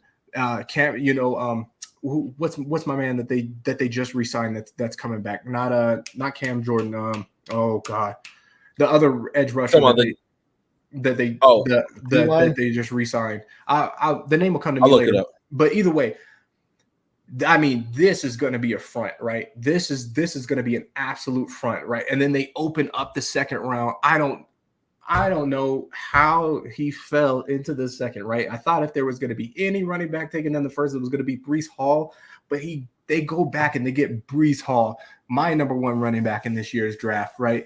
And they added to a backfield that already has Michael Carter. And if you didn't watch a lot of Jets football, one, I don't blame you because it wasn't great to watch anyway. But Michael Carter had himself a decent season. He was the running back that they grabbed last season. But I think Breece Hall, shifty, explosive, breakaway speed, can catch the ball out of the backfield. This kid does everything you want. He's great in the pass protection and stuff like that. I think I got the name. Was it Jacob Martin or Solomon Thomas? No. It's an edge that they just brought back. I can't even remember. I'll get it. But, Carl Lawson? Carl Lawson, thank you. There we go. Okay. Yeah, so we got Carl Lawson on one end, Jermaine Johnson on the other end, Jonathan Franklin Myers, Quentin Nelson in the middle. Like, what do you want? Sauce Gardner shoring up the back end of it. Like, this is granted, it's not a perfect defense, but man, you walk away with a lot more hope. The tight end, Jeremy Ruckert out of Ohio State, man, 6'5", 250 pounds. He's going to body some of these linebackers and smaller corners that are going to be covering, not breakaway speed or anything like that, but a big possession. He's going to be a safety blanket for Zach Wilson. Yeah. They really, I'm very impressed with this Jets organization. It shows that there is finally possibly some confidence in the front office in New York. And I think if you're a Jets fan, you got to be excited. Like I said, I think if I gave this draft an A, I'd be lying to myself. To me, this is an A+ for the Jets. It's clearly a new era in New York. Let's see if all the hype and all the talent translates to wins on the football field in what should be a very competitive AFC East. Yes, sir. No, I agree, man. It's AFC East, man. The whole AFC is just crazy, man. But dude, AFC East is about to be the Jets are not going to be the doormat anymore. Well, they're not, Moving on to the New England Patriots, man. Go ahead, kick it off. They got guard, and real quick, I want to bring up this Cole Strange pick because the coach of I'm pretty sure you saw this, Soup. The coach of the Los Angeles Rams, Coach McVay, was cracking up laughing. He's like, "Oh man, we were looking at him at like 120." Like it was a big reach, but Cole Strange It's funny because when he got drafted, they brought up like, hey, he doesn't have gloves. How strange, But nonetheless, man, look, this is a draft. Get your guy, reach or not, get your guy, because not everybody in the first round is going to work out neither. Correct. Not everybody wants to talk about it, but it's true. You know what I mean? There's some guys who, maybe UDFAs, yet alone 7-round picks who work out better than the first rounder folks, right? But anywho, Cole Strange, I like the pickup, man. Look, they're going to shore up this O-line. The Patriots, man, for the last 20 years have had one of the best. They're usually, top 5 conversations as far as best O-line in the league most years. Then you got Taekwon Thornton, wide receiver, Baylor. Marcus Jones. I'll be honest with you. This right here. I'm gonna click on this here. Computer's a tad slow, so bear with me, y'all.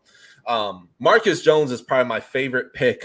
And then my second favorite I shouldn't say favorite because I'm a Miami fan. I got to be biased and treat them bad. But I'm gonna remove my biases, man. Marcus Jones is a fantastic pickup, man. Not very tall at all, but man, his height. Let me see here. We don't have any recorded information as far as like his jumping ability, man. But dude, he is a beast, absolute beast, man. Super long arms, small, 5'8", 174 pounds. That's a small secondary, man. But I'm telling you right now, this is the same franchise that brought in J.C. Jackson as an undrafted free agent, man. Marcus Jones, what I watch on tape is a dog. I see an anchor, someone who eventually I'm preparing for this. When you're in a division and you have Tyreek Hill, you want to make sure that you have a good secondary. You draft for secondary. And that's what the Jets did in this draft. And that's also what the Patriots did in this draft. We'll cover the Bills here shortly.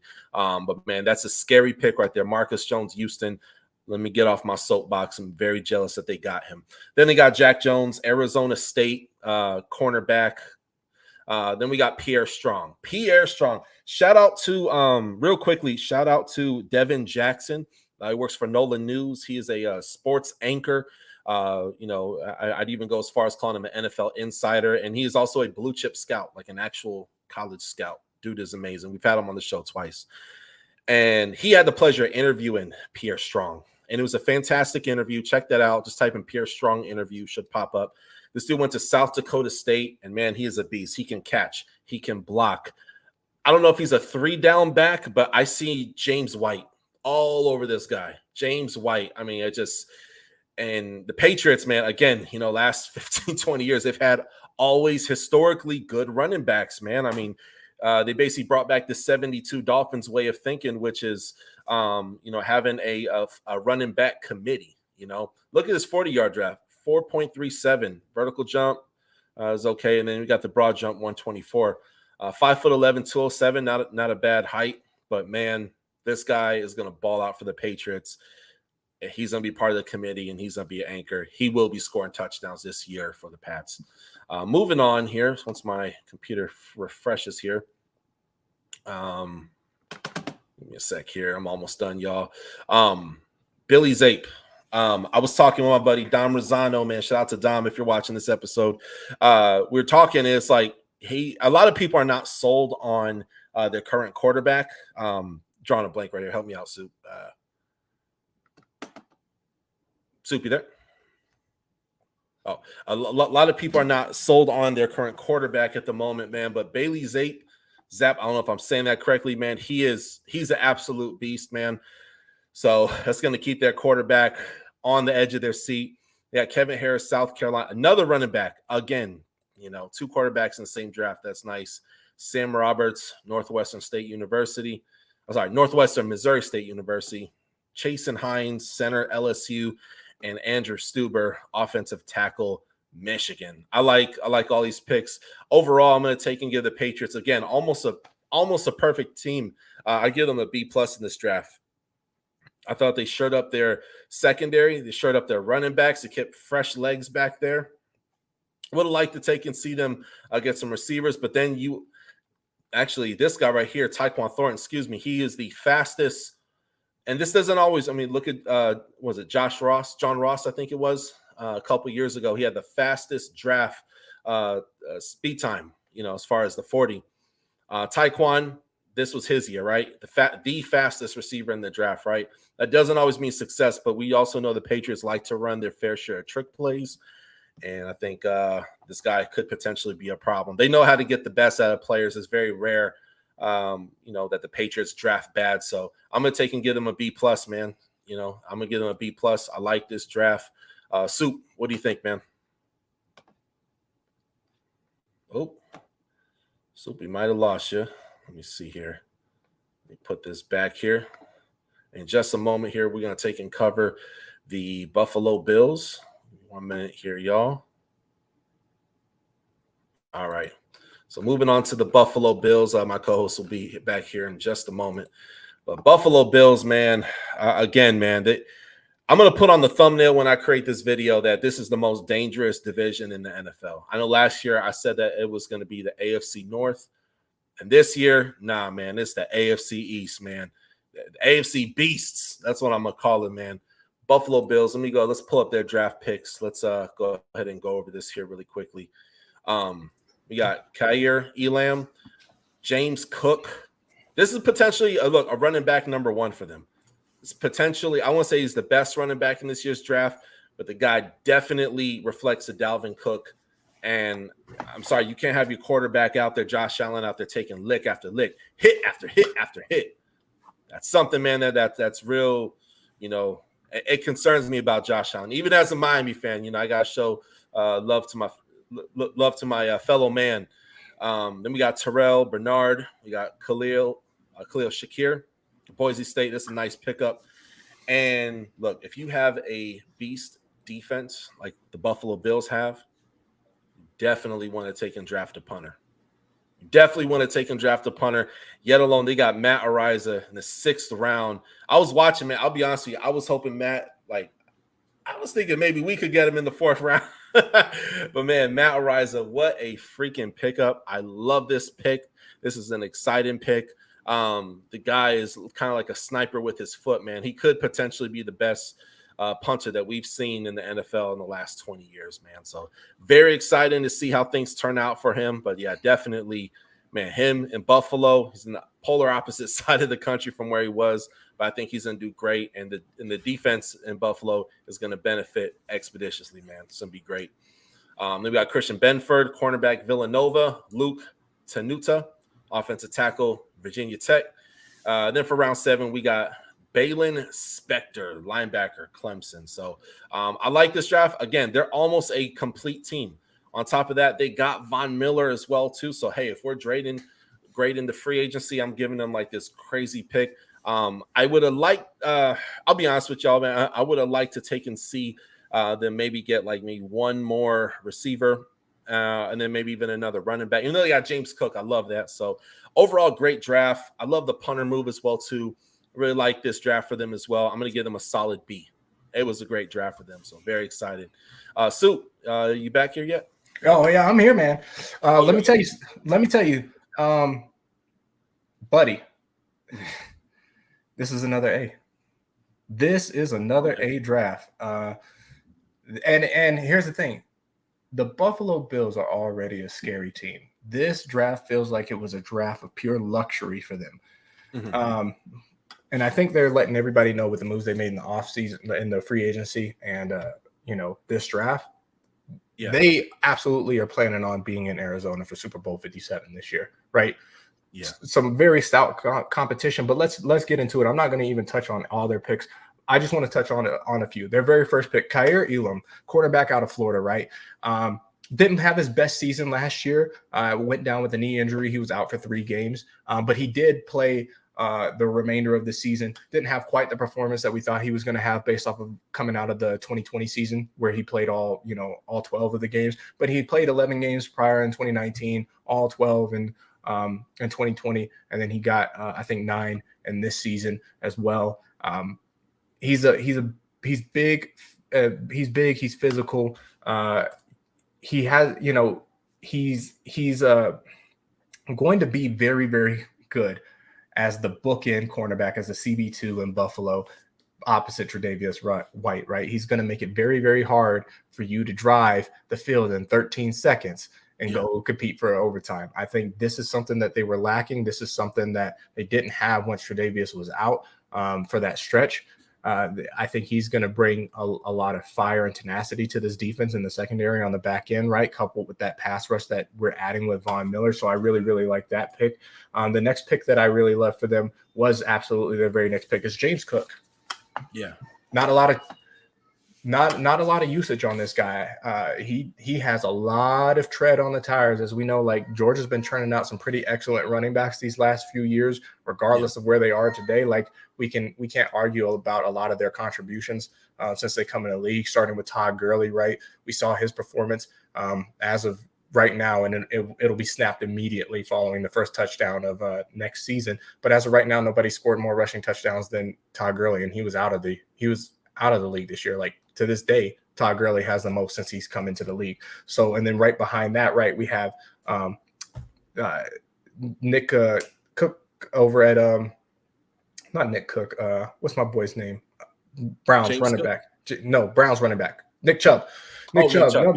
Nick Chubb. Sony Michel, 2-time Super Bowl winning Sony Michel, right? Like this is just coming from a long line of good Georgia backs. This is just another one. And here's the dangerous thing about James Cook. Sure, he's not as physical as his older brother Dalvin, right? But he is quick and he is shifty and he is impossible to cover out of the backfield, man. This is a space catching running back. He is about to be Josh Allen's best friend because instead of him having to look way, way, way down the field and find Stephon Diggs, he can dump it to James Cook and James Cook can rip off 10 to 15 yards at will. It is going to make it incredibly hard to stop this very, very powerful Buffalo offense. So I really like the fit there. I also like the wide receiver that they took in the 5th, Khalil Shakir out of Boise. Another big physical receiver. And I think this is where he's going to slot in is where they had Emmanuel Sanders playing, right? This is not a kid that's going to beat you over the top, but he's got some of the bigger physical traits. And I think when you're having to play down in the short game covering a James Cook and you're going to have to play deep, right, on Stephon Diggs, this is a guy that's going to eat you up over the middle, that's going to find himself open quite a bit. So I like the fit. And then you kind of touched on it, Doug. Matt Ariza, the punt god, as some are calling him. We'll see if that translates to the NFL. We hope it translates to the NFL. Well, you don't if you got to play the Buffalo Bills. But, man, if he's able to produce at the level that he was able to produce at San Diego State, and a lot of people were saying that, you know, they have questions around this kid because he really only came onto the scene this last year. But if he can continue that, right, he is going to make flipping the field for the Buffalo, and that Buffalo defense is going to be a nightmare for opposing teams, man. So I really like the pick. I like what they did. I think they had a very, very good draft. Just like I said, if we're just grading it off the day, obviously we can't do true grades until 3 years from now. This is an A draft for me, and it's a luxury draft. Love it. Mike Williams. Welcome back, Mike. What's going on, man? What's going on, fellas? How y'all doing? Hey, Mike, without getting too far into it, man, because we're just wrapping up AFC East. Give me real quick, can I get your grade on Buffalo in their draft? Buffalo, I give them a solid, I'd say a solid B plus, because I feel like they filled a need opposite corner. They got some depth at tackle. They got another running back. And again, James Cook isn't like a power back. I think you need that in Buffalo with that weather, but he's a speed back, versatile. So I give him a solid B plus, man. I don't think it was the best in their division, but they didn't have many holes, but they filled them up and got some depth. Now we covered the best in their division. Yeah. It was a good draft. It was a good draft. All right, y'all. Hey, Mike, man, you ready to Mike's in the house, so we spinning it to the AFC West. AFC West. Let's go. Hold on. Denver Broncos. Here we are. No, we don't start with the Broncos. Oh no, we do start with the Broncos. Y'all finished last, didn't y'all? Why we need that negative energy? That negative energy, right? That's all right. Danger Russ is here to save the day. Absolutely. And just a heads up, this is the last division we gonna take and cover tonight, and then we'll continue the series throughout the week. All right, Mike, go ahead and kick us off, man. Round 2. Talk to us. Yeah, man. So again, our first round pick and our second round pick went to the Seattle Seahawks. So we got, Mr. Dangerous, but Nick Bonito was a guy I did not think was going to be there at this point in the draft. gives us a real good dynamic. The rushers we currently have on the edge are both power rushers. Nick Benito did phenomenal, and pass rush and the speed rusher has great bend. The only person on this draft I think had better bend than he did was Drake Jackson, but he is by far the best outside linebacker with coverage, and that's something we absolutely need. We don't have that right now. So I love that pick. Greg Dulcich was not my favorite tight end in this draft. Like me and Sue talked about this. I think he's going to be great. The man I wanted went to the Colts a couple picks before, Jelani Woods. I think is going to be elite. But I think Greg Dulcich is going to be a guy that's competitive. He's a great receiving threat. Damari Mathis is a tough corner. He does everything. He tackles well. He has solid speed. Uzurike, great run defender, and we needed that. Our run defense, really the second half of the year was terrible. Right, we were like bottom third in the league with run defense, and so again, I feel like overall I'd give our draft, and I forgot to cover one big thing is Montreal Washington. I really feel like what we did is we had two holes we really plugged up, added competition with Wattenberg from Washington. But our special teams was terrible last year, like bottom 3 in the NFL factually, and our run defense was bad. So we filled some holes where some guys are going to be able to play right away. But this man right here is going to be the next dynamic returner, right? Is our receiver room's really difficult, but he ran back 9 touchdowns in college, punt return, kick return. So that's something that like we absolutely need. I think every team needs a guy that's elite like that. Very quick, very shifty. He's like a Deontay Spencer without the fumble problems, right? So I really like that. We drafted for special teams, depth, and the few weaknesses we had. So I would give our draft a B+. Right? I do not think we had the best draft in our division, unfortunately, but we definitely filled needs and added a lot of depth. Yeah, man, I'm right there with you, man. And you hit the nail on the head, bro. Montreal Washington. I love that pickup, man. I'll be honest with you, I never heard of him before this draft, I'm being honest.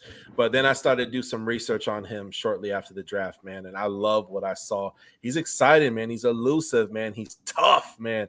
He's perfect for Denver, man. I mean, that's perfect. And then on top of that, you have a new quarterback, Russell Wilson, one of the greatest quarterbacks to ever bless the game of football, right? And he's coming on here, man. And, when I take and I see like a tough defense, look, cornerback, D tackle, edge, you get a tight end in Greg Dulcich. Hopefully I said that correctly.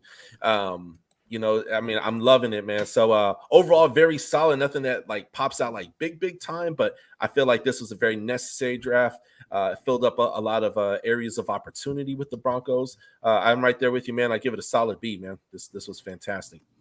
If he's back, I'm gonna piggyback on you guys. I think I'm gonna go ahead and give this one a B to B+ for this draft. I was watching this one with Mike. Nick Benito, I thought absolute steal for them, right? I love I know they've got him listed as edge, right, off the ball linebacker, but I really love his sideline to sideline speed. And he's a guy that is very, I think they're going to have fun out there in Denver defensively, coordinating a bunch of twists and stunts for him because he's a guy that is very slippery, doesn't mind shooting the gap, getting in there. He's not a guy that I'm putting out there for a lot of edge contain and stuff like that, but this is an absolute like play spoiler, right?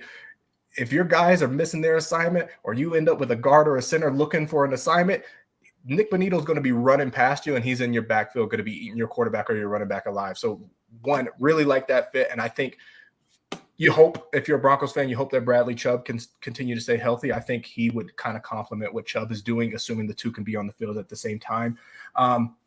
Greg Dulcich, I'm like Mike, it's not the greatest tight end that they could have had, but it's not bad either. The one thing that I would mention, just watching this guy play at UCLA, do not ask him to run block because he cannot do it.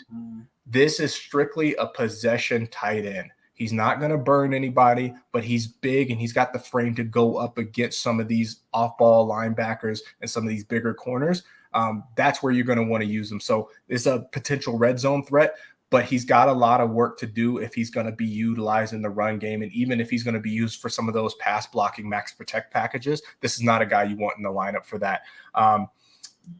Damari Mathis, Mike, you kind of touched on all the stuff, right? Like you guys needed a guy that was going to be back out there and kind of more coverage and stuff. Somebody that's going to be playing against potential future Hall of Famer Patrick Surtain, going to be playing on the opposite end of them. But the guy that I really liked was Ioma Uzurike, right? I think you can't get Shelby Harris. So what do? You go get the next best thing. And I really like the fit there in Denver and the places, the pieces that they have on their line. I think he's going to fit instantly. I think he has a potential to walk in and get himself a job. Probably not starting at the very, very beginning of the season, but I wouldn't be surprised if he gets slotted into the starting lineup probably midway through the season. But I expect him to be in there on some rotational snaps, definitely on the pass rushing packages, is a guy that can get skinny, get through the hole and run stopper. And I think that was something that they were going to miss with the departure of Shelby Harris. And like you guys talked about Montreal Washington, this is a guy that gives me, I'm not even going to say, I'm not going to put that on him. I'm not going to put that voodoo on him, but like, you're right. He can be a special returner. He's got the speed. He's got that small, slippery frame. He can get lost behind his defenders. He's only like 5'9", so he can really get lost behind some people and in those piles and packages. And before you know it, boom, he's out the other end. This isn't a guy that's going to really see much time on the field in the offense, barring KJ Hamler going down, that he could probably slot in for him. But this is an absolute home run special teams threat. B+ for the Denver Broncos. Love it. And who we got next? Raiders? Chargers, I think. It would be the Chargers, sir. Yeah. Chargers. We're talking about teams that didn't make the playoffs, then teams that made the playoffs. I got you. From what I hear, they're the best football team in Los Angeles. No. That's what I heard. People had told me based off of the moves this offseason in this draft that they are the superior team in Los Angeles. I was unaware. Just wanted to make sure that you guys were aware. Well, I obviously disagree with that 100%. They're definitely not the best team. The Super Bowl champion Rams are still in town, but I give their draft probably about the same grade as the Broncos, about a B+. The thing I like that they did a lot is if you look at a year ago, us talking about it, their weakness was their line, right, Doug? Like their offensive line was absolutely trash, just straight dumpster. Outside of Rashawn Slater. Well, I'm saying going into even before the draft, their line was an absolute. It was hogwash, right? But they got Rashawn Slater, Zion Johnson. I think is going to be an immediate starter, and I think Jamari Slayer, even from Georgia, I think he has the opportunity to be their other guard. I think he'll compete for sure. Guards, a tackle. They have a solid center and a solid other tackle, and then having Isaiah Spiller because they're running. Austin Eckler has gotten hurt a few times, so having a good size power back and Spiller, I think, is going to be a good balance of that. If he does eventually get hurt, which he's been hurt pretty much every year, he is dynamic. But having him in there, the rest of their draft, in my opinion. Actually, outside JT Woods, I thought they drafted JT Woods a little bit earlier than I probably would have. But I think Derwin James is in a contract year. So having a JT Woods who's a little bit quicker of a safety, more of a ball hawk, not like a thumper like Derwin James is, but he could kind of balance that out and definitely play special teams, absolutely. But he's a burner as well. So I think they filled some holes. Again, they didn't have many holes. I just don't trust the Chargers because it's the Chargers, realistically. But I'll give them a solid B+ as well. I feel like they plugged a few holes. They absolutely plugged a few holes, and we'll see. This division is going to eat itself alive. The AFC West it's like a murder. The toughest division in football right now. Yeah, unquestionably. But I think they put themselves in a position where they're going to be, in that competition for 1 through 3 between the Broncos, Chargers, and Chiefs. Yeah, well, so all at the same time. Do you guys want to blurt out our grade when I count to 3? All right, y'all ready? All right. Oh, y'all, give me a second. I'm trying to think. All right, I'm ready. Y'all ready? All right. 5, 4, 3, 2, 1. B-. B-. Yep, B- is what I have for them, and let me tell you why. Mike, you hit it. They needed some more help at line. I like the Zion Johnson pick. And I like the Zion Johnson pick, and I like the Isaiah Spiller pick in terms of the fit for what they do. You brought up a good point about Austin Eckler being kind of hurt, and that's no disrespect to Austin Eckler. I still think he's phenomenal, and obviously he's going to go into this season as the lead back. But as he ages and continues to get more injury prone, Isaiah Spiller has the chance to come in there on a rotational basis, make a name for himself, and potentially earn himself a starting spot and earn Austin Eckler a position with another team. So I like it. I like the fit there, but that's where it stops for me when the Chargers. And granted, they've done a lot of things in the offseason, but when I look at this draft, I'm confused because yes, you signed Mike Williams, which argue with a wall. That's a number 2 receiver. That's not a number 1 receiver. That's a number 2 receiver. And you're trotting Keenan Allen out there, who also, by the way, knows the disrespect to Keenan, because I still like Keenan. I think he's nice with it, with the route running in the hands and stuff like that. He's a number 1 on that team, but I think his age has started to come back on him in a negative way for how this game is played. You need people that are stretching the field, and Keenan Allen and Michael Williams are not stretching the field for you.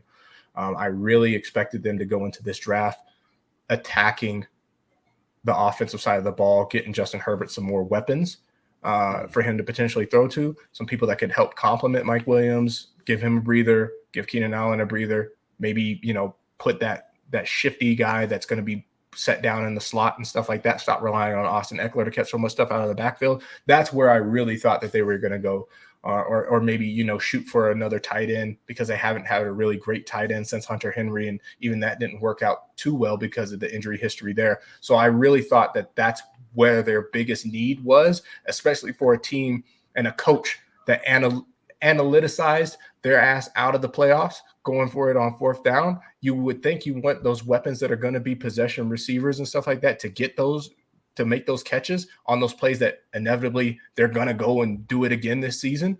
And I don't think that they address those needs, man. So yeah, there are some nice players in this draft. I don't want to take away and make it seem like, oh, they just drafted trash. No, they didn't draft trash. They drafted some good guys.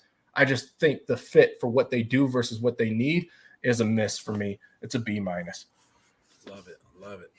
And I say I love it because I'm still better for getting jumped in 4th grade for wearing my damn Merino jersey. We're not going to talk about that, man. Sorry, moving on. I got issues. All right, what we got next? Raiders? Yeah. Raiders. Hey, real quick, did y'all realize that they kept bringing out the cheerleaders every damn pick? I would too if they look like that. I would like, too. yeah. It's Vegas, baby. We in the city of sin. They wanted to make sure there was some. They wanted to make sure that there was some sin on the stage. That's it. That's all that was. Pretty much. All right, let's kick this thing off. I'm curious where Mike has these guys graded, because I know the hatred runs deep. Yeah, I see. I hate people. I hate the Raiders. I hate every team in our division except for the Broncos, but I could be unbiased. So I think Dylan Parham has the opportunity to start right away. Zamir Wright, I feel like they didn't pick up Josh Jacobs' 5th-year option. I feel like he's going to be able to potentially play. Neil Farrell is a phenomenal run stopper. I think he was the top. He had the top run stopping grade in college football last year. So they filled a need there. Matthew Butler, I feel, is a little bit undersized, a little bit repetitive for what they have in their line. And Thainer Munford, if they're putting him at tackle, I feel like that's a failed pick, because he does not have the strength. He doesn't have the base that he really needs, especially in the division that we're in. But again, I think what they did is just put some of their players on notice. I don't think they really made their team better per se. I think they gave themselves some replacements. And again, I do hate the Raiders, but I'm being objective in saying, like, they did a few things this offseason to make themselves better. I think Josh McDaniels is he'll have a better time around. Devontae Adams obviously is one of the best, if not number 1, he's number 2, and I think he's number 1 realistically. I'm just interested to see how him and David Carr work, but that's not factored into this draft. They needed a Henry Ruggs replacement. They don't have that. They needed a 2 linemen. They got 1 that I think is going to make any kind of impact, and they needed somebody.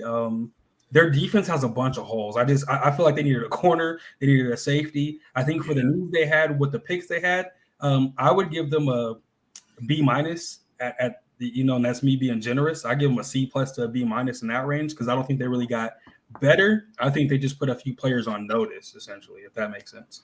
Yeah, I like the way you think, man. Like the way you think. Hey, man, I'm right there with you, bro. My favorite pick of this draft for them is Neil Farrell. That's a fun tape, man. You want to watch like some good hard-nosed stopping the ball defensive football, man. Neil Farrell, that's your guy, man. So I think he's gonna be a head buster for many years to come, Mike. But again, like I said, I like the way you think. C+. I'm right there, man. It's not the other really big needs. Zamir White, that's a nice pickup. I like that. You know, I think Dylan Parham's a good pickup. But outside of that, man, I'm just like, I can't go above a C+, man. You know, I'd be even if someone paid me under the table. No, I'm just playing. I take the money, but you'd only get a B-. No, so, yeah, that's what I'm what you got? This is a C to a C- draft for them. It is, and y'all know I, for some reason, I just dump hard on the Raiders. I tend to typically be more positive than negative against them. But I think, granted, with the news that came out right before the draft, that they're declining the options, the fifth-year options on Josh Jacobs, Khalil Farrell, and who was the one? No, and Jonathan Abrams. I really expected them to do a lot more in terms of that secondary and getting somebody else on the edge, because you do go get Chandler Jones in free agency. But how many years does he realistically have left in the tank, right? And that's not a knock on him. That's just the name of the game, right? People age, they get old, they can't play forever. We wish they could. Other people don't wish they could play forever. But that being said, like, what are we doing? Dylan Parham, I love the pick because he's going to slot in and he's going to be the incognito replacement, right? Immediately. Hopefully with a lot more consistency and no weird off the field issues, medical stuff like that, right? Hopefully it's just somebody that can plug and play. I think they make the pick of Zamir White and put Josh Jacobs on notice because I think they would like to not pay Josh Jacobs or get him back on a significant discount. But these are two completely different skill sets, right? And Zamir White, the thing that I like about him is how explosive he is and how shifty he is between the tackles. He does have breakaway home run speed, and he doesn't have a lot of carries on him coming into the NFL. He has less than 300 carries coming into the NFL. So there's still a lot of tread on these tires. He's got a lot of potential to go far. But the thing to keep an eye out on, and I know from firsthand experience and being in denial and being in love with it, you have to watch his knees. There's already reports coming out that he has the same kind of knee issues, the knee tendonitis that plagued Todd Gurley and ultimately put Todd out of the league, right? So as great as Todd was, right, we had, I would say, a good 4 to 5 years of dominance from him. And I would pay for that again, by the way. Just understand he's here for a good time, not for a long time. So you may not want to put Josh Jacobs out to pasture yet because you may find yourself with nothing here in a few years, or even, depending on if those knee issues come back sooner. We don't know what the medical staff in Vegas is looking like right now. But I do like the fit, right? I think he kind of can come in on the rotation with Josh Jacobs. I think he's going to be one of those guys that's kind of pass catching, not as good as a pass catcher as James Cook, but better than Josh Jacobs out the backfield. I think they're going to slot him into that Jalen Richard role that they kind of had carved out before, and kind of take some carries away from him and Kenyon Drake. And who knows, like Kenyon Drake and Zamir White might be the new tandem in Vegas, and Josh Jacobs might be the odd man out. Go ahead and send him up to Los Angeles. We'll take him on the Rams. Neil Farrell, initially I like the pick. Thinking about it now, I don't like this pick. Not at all for them. Like, he's a space eater, but he has weight concerns, and he can only play on running downs in this league because he cannot get skinny and go side to side. He's only going to be there to clog at the middle, but he struggled with his weight at LSU, and it continues to be a concern that a lot of analysts and scouts have mocked up. Like, how is he going to come into camp? And I think that's going to say a lot about, is he going to turn it around? I got to give these guys a C to C- for this thing, because like Mike said, these guys need corners. They need corners, and they need DBs like bad. And receivers. But they still need another receiver. And granted, right, you can get by this year with Darren Waller, Renfro in the slot, and Devontae Adams. You can get by this year. They got by on worse last year. But you need defensive backs, especially in a league that is incredibly vertical, over the top, playing against the competition that they have within their own division. If you want to get to a Super Bowl, you're going to have to see Buffalo eventually. Like, who is going to be defending these passes from Mahomes, Herbert, Wilson, Josh Allen? Like, who's defending those passes? Yeah. And that to me smacks of a team that doesn't It's a know throwing what they're division too, man. It doesn't know what they're doing. And either that or they know something that we don't know, and Honey Badger is signing tomorrow after the 4 p.m. where it doesn't affect the compensation formula. So either they know something that we don't know, or they're trading for James Bradbury or something. But like based off of this draft and what they needed, and they needed a lot, they really only addressed the one thing that they need, which was a guard. So the C to C minus, and I think that's generous. Ooh, love it, man. I mean, y'all busting on some hot takes today, man. Got Kansas City Chiefs, Kansas City. Let's see what they got. Disgusting draft, dude. a disgusting draft. Shit. Hold up. Like Doug, is there a way? Hold on. Like, can you scroll up all the way real quick, and then like, yeah, sure. So, and then because I just like this, I kind of don't want to go pick by pick, but I kind of have to, right? You look at Trent McDuffie, he'll start right away. Mm-hmm. George Karlaftis, start right away. Sky Moore, that's the Tyreek Hill replacement, start right away. Mm-hmm. Brian Cook, I think he's gonna, if not start right away, be an absolute rotational person immediately. Leo Chanel, start right away, right? And then Darian Kennard, right? I think has the potential to come in and start right away. So you're talking about a team that was just like, oh, bump it, like we can, Tyreek Hill, get out of here. Honey Badger, which I thought that was a crazy move to get rid of him, get out of here. But they got people that are going to come in right away. This team is hard to say this, right? It's hard to fathom this. But getting rid of Tyreek Hill, getting rid of Honey Badger, they still, after this draft, got better. Mm-hmm. I think they had one of the 3 to 5 best drafts. I would absolutely give this an A. And it gives me heartburn to say that, Doug. Like it'd be like you giving the Patriots an A or something. Yeah. This hurts. But they literally hit it out the park. Like I know Soup knows I'm high on George Karlaftis. He wasn't as high as I am, but I think him going there in that role that they'll be able to have him in. Dude's a power rusher. He can't get around. He knows how to swim moves. He can get around a tackle, get around a guard. I already love him talking about he wants to sack Russell Wilson, and Garrett Bowles let him know. He said, "I love fresh meat, so good luck." Right? Came in talking already, but dude is long. He's a beast, and I think he has a motor that that's going to be able to put him the lead of a solid rotation. So, I mean, I feel like they really hit on dang near all their picks, man. Like they really, it really made me mad. I was just like hoping, like, are they really going to eat today? Man, I don't know. I got to give it an A. They had the best draft in our division. And again, I think I was wondering how they're going to replace Tyreek Hill because Juju's not it. But Sky Moore came in there. That dude, he's a phenomenal returner. I think he can absolutely do everything Tyreek Hill did, and you don't have to worry about the off-field concerns. Yeah, Doug, I'll let you go next, Doug. Oh man, I'm gonna be real quick, fam. I ain't got a whole lot to say about this one, man. Look, George Karlaftis, man, I love this pick, man. Trent McDuffie, man. Look, top 3, depending on who you talk to. I say he's the 3rd best cornerback in the draft, but that's not a slight on him. This was a great draft for secondary, and dude, he is a beast, man. So their defense got better, their receiver core got better.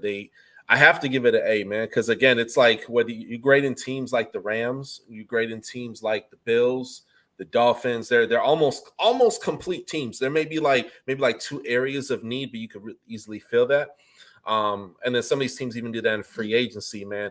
Other than Juju Smith-Schuster, I mean, and please correct me, maybe I feel like I'm missing another person or two, but they had an okay free agency. But man, this draft is really a home run. I give it an A. I'm done.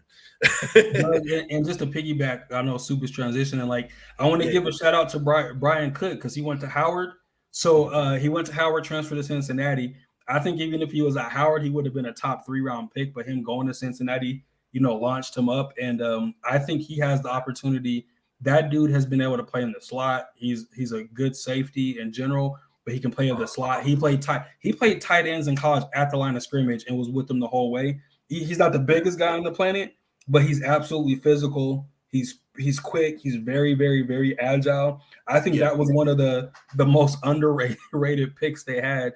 And again, him coming from an HBCU transfer into Cincinnati. Oh, Howard right here. Yeah. Yeah. He was a big reason their defense kind of took the next step. I mean, their secondary, you think about it, they had Sauce, they had Brian Cook, and then they had Kobe Bryant. Like those three all got drafted in the first 3-4 rounds, and they were on the same team. That wasn't this isn't like a big power football conference.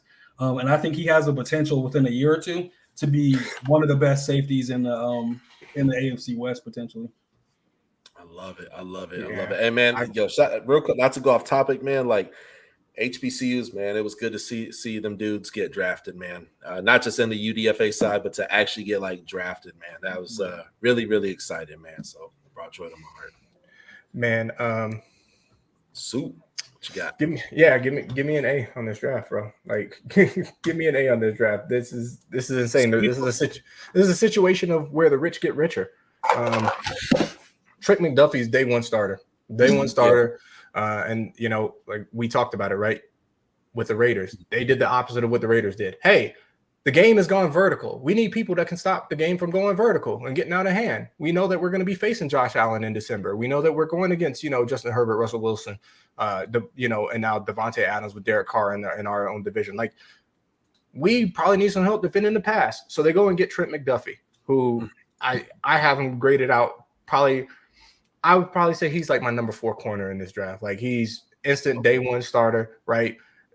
Not big like Sauce Gardner, right? He's only grades out at like 5'11", but you feel this kid, right? He's in your hip, and he's violent, and he's physical, and he's not afraid to go and compete with some of these receivers, right? And he's got some wheels on him. He's running a 4.4, so he's faster than you think, and he's probably like, if we look at his GPS speeds, it's probably tracking a lot faster than what his 40 speed is. Because if you watch him at Washington, I mean, this kid goes up, down, side to side, you name it.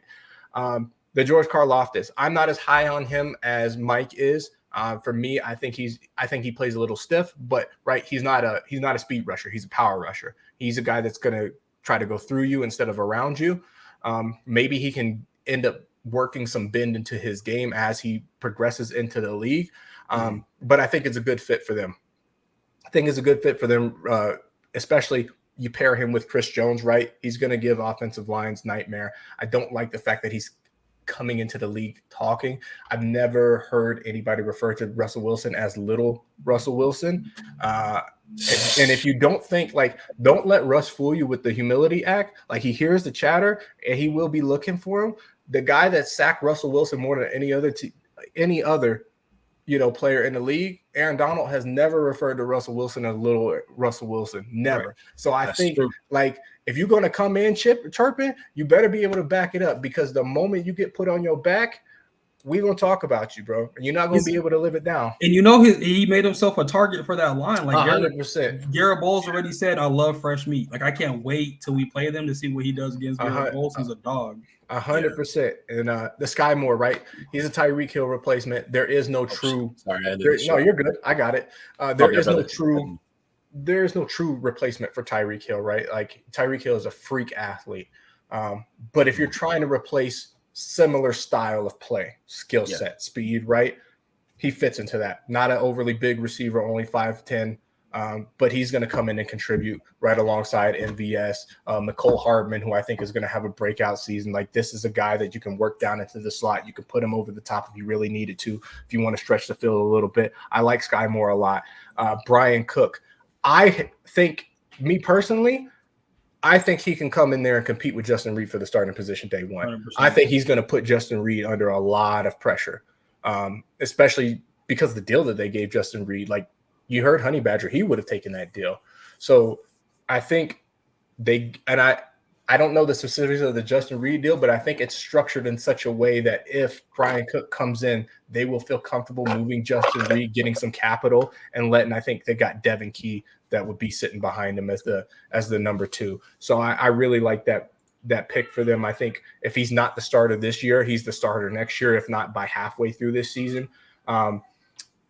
Leo Chenal, like, Jesus Christ, dude. Like, in the it's on a platter for all of them too, bro.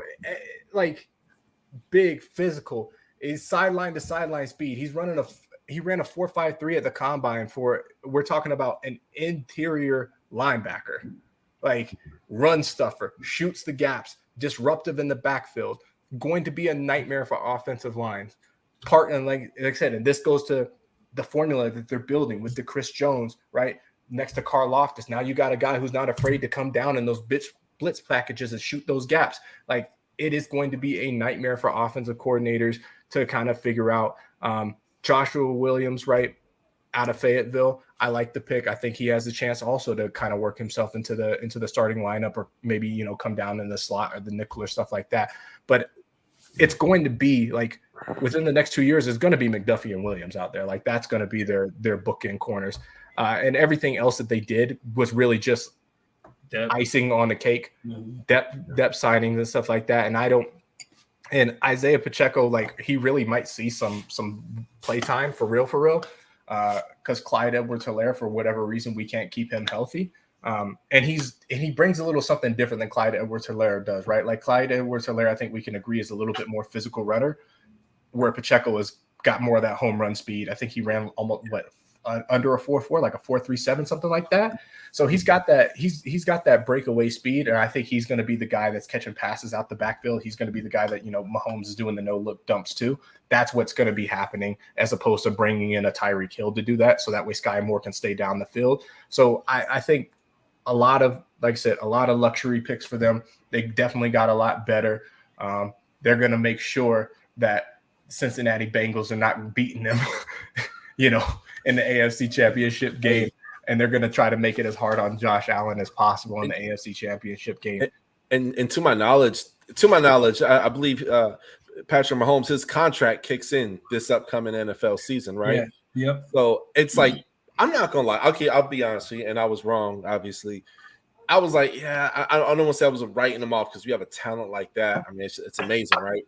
But man, at the same freaking time, it's like, man. Okay, you lost Tyreek Hill. Okay, Tyrann Mathieu, you know, you couldn't pay those guys. You still have a draft like this, man. It's like you're going to be in the conversation. And again, we don't know. Look, all these dudes could flake, and we look back, oh, man, we get this draft at F. The chances of that happening, dude. These are all really good guys, even if they hit on half of these picks, man. Doug, I hope we say their Fs in a year from now. That's my personal hope.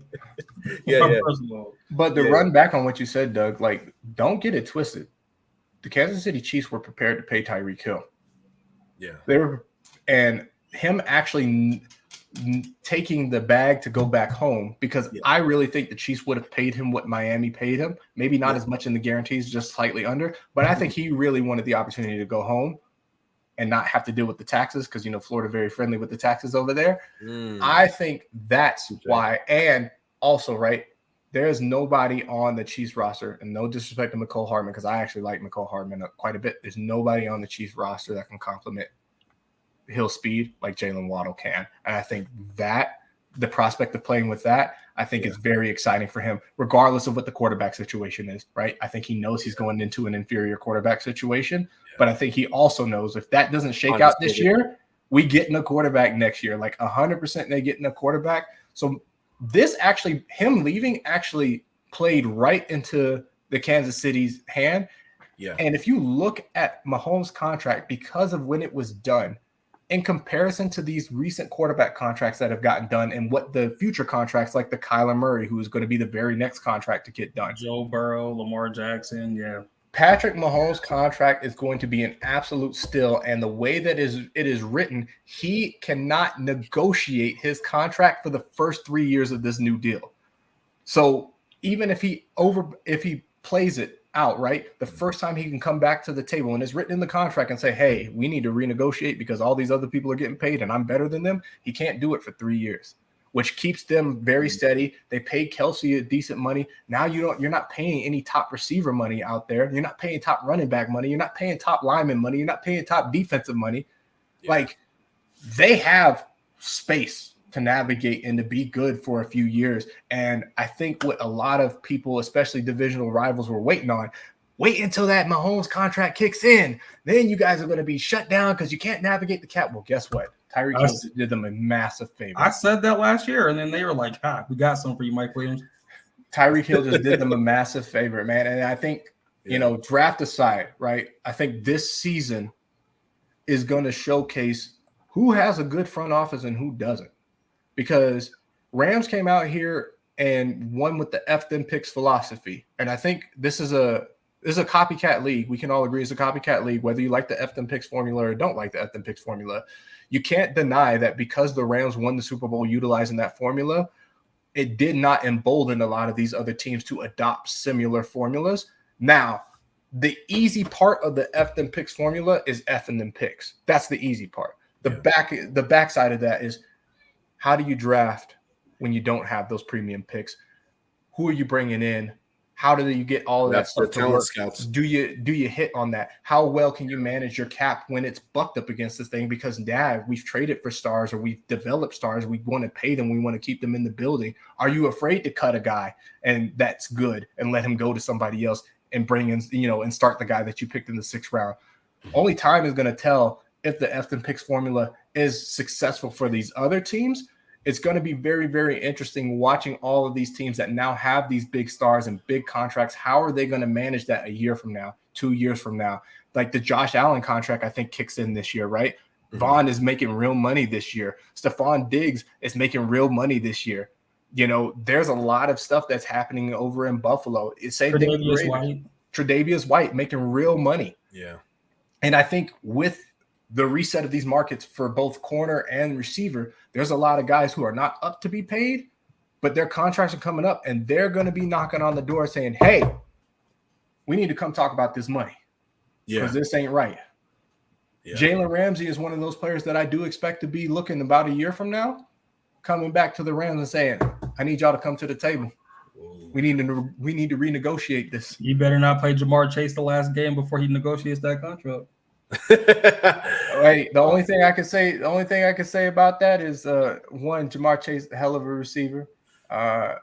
Two, one of them got a ring, the other one don't. Oh yeah. One of them got a ring, the other one don't. And the last time I checked, mm-hmm. Jamar Chase scored how many touchdowns in the Super Bowl? Oh, that's right. All right. I just want to make sure. Shut that down. Yeah. Man, folks, there you have it. Look, we're going to take and drop more of these episodes throughout the week. I thought we could get all this done in one night. No, man, this is too much, man. This is like there are 32 teams. It was an interesting draft. Tons of good prospects. Tons of insight with how it fits in and stuff. Yeah. It wasn't no way, but I feel happy with what we got. I can't wait for the hate mail. These guys don't know what they're talking about. They just talking, and that's fine. So stupid. Let me tell you something, guys. ESPN don't pay me. NFL Network don't pay me. Your comments don't pay me. Freedom of speech, and to let them know, Doug, we was calling picks. Like we were in our group text, like they're about to do this, and it was happening. Like we pay attention to this. Look, also you got receipts, y'all. Also, hey, for those of you, and I know this is our platform, so I got to show love to the people that showed me love. Y'all thinking, oh, he don't know what he's talking about. He's a Rams homer. Well, clearly, I'm a Rams homer. Go back, check out the NFL primetime face-off week 1 with IE Sports, the IE Sports Network. I called not only that the Tampa Bay Buccaneers wouldn't have an undefeated season. But that they would take their first loss of week 3 and that the Rams would be Super Bowl champions. I called it before the season started, before we played a snap of football, before we knew what was happening. I called the Rams being Super Bowl champions, and here we are. And Savior, it was a bot and paid for a Super Bowl. The referees gave them the call. All I got to say to that is your team wasn't even in a position where the refs could have made a call for them to win the Super Bowl. Mm-hmm. Yeah. Oh, yeah. And if you were a Bengals fan, the refs did make a call to help you win the Super Bowl. You wouldn't have even been up on the scoreboard if they didn't not make a call. So what are we arguing about? So, yes, we'll probably, we'll finish up all of these drafts and stuff, and then we'll get into the fun off-season stuff and the predictions and stuff like that. And, it should be interesting. But, for some guys that don't know what they're talking about, I guess I sure guessed right. Yeah. Hold on, so we got a comment. Shout out to Hefe KC. Let's see what he got. Imagine if Chiefs take Leo Chanel and use him in that Micah Parsons role. It's going to be hard on that one, Hefe, just because Parsons played outside and Chanel plays a lot of inside. But I get it, right? Like the versatility is there for him to move up and down that line and shoot those gaps. but let's not confuse it, man. Micah Parsons is a special NFL talent. Barring injury, man, like we could be looking at the next best defensive player in football there. And I hate saying that because I hate the Cowboys with a passion, and I wish he didn't land there. But I'm glad he didn't land in my division. But yeah, man, Parsons is like we gotta slow up. Let's see how Leo Chenal does in this first year and see how the Chiefs move him. I would be curious if they would move him to outside because of the speed. I mean, for an interior linebacker, he is fast. Yeah. But I just don't see them moving him outside. But like I said, time will tell, man. Time will tell. It's gonna be real interesting. Well, folks, if you're first time tuning in, please make sure y'all hit the subscribe button. We cover all 32 teams unbiasedly, unapologetically. Look, man, we ain't got no hiding ulterior motives or anything like that, man. But check us out, man. From NFL interviews, man, to draft analysis, man. We got player profiles starting in. I'll probably start that in the week and a half to 2 weeks ballpark. And man, we're gonna have a lot of fun with it, man. So y'all have a good night. Subscribe if you want to donate. Information's down below. Mike Williams, Adrian Campbell, love y'all, man. Thank y'all so much for taking and coming on the show today, man. Glad to be here, man. Yes, sir. Rest of y'all. Peace.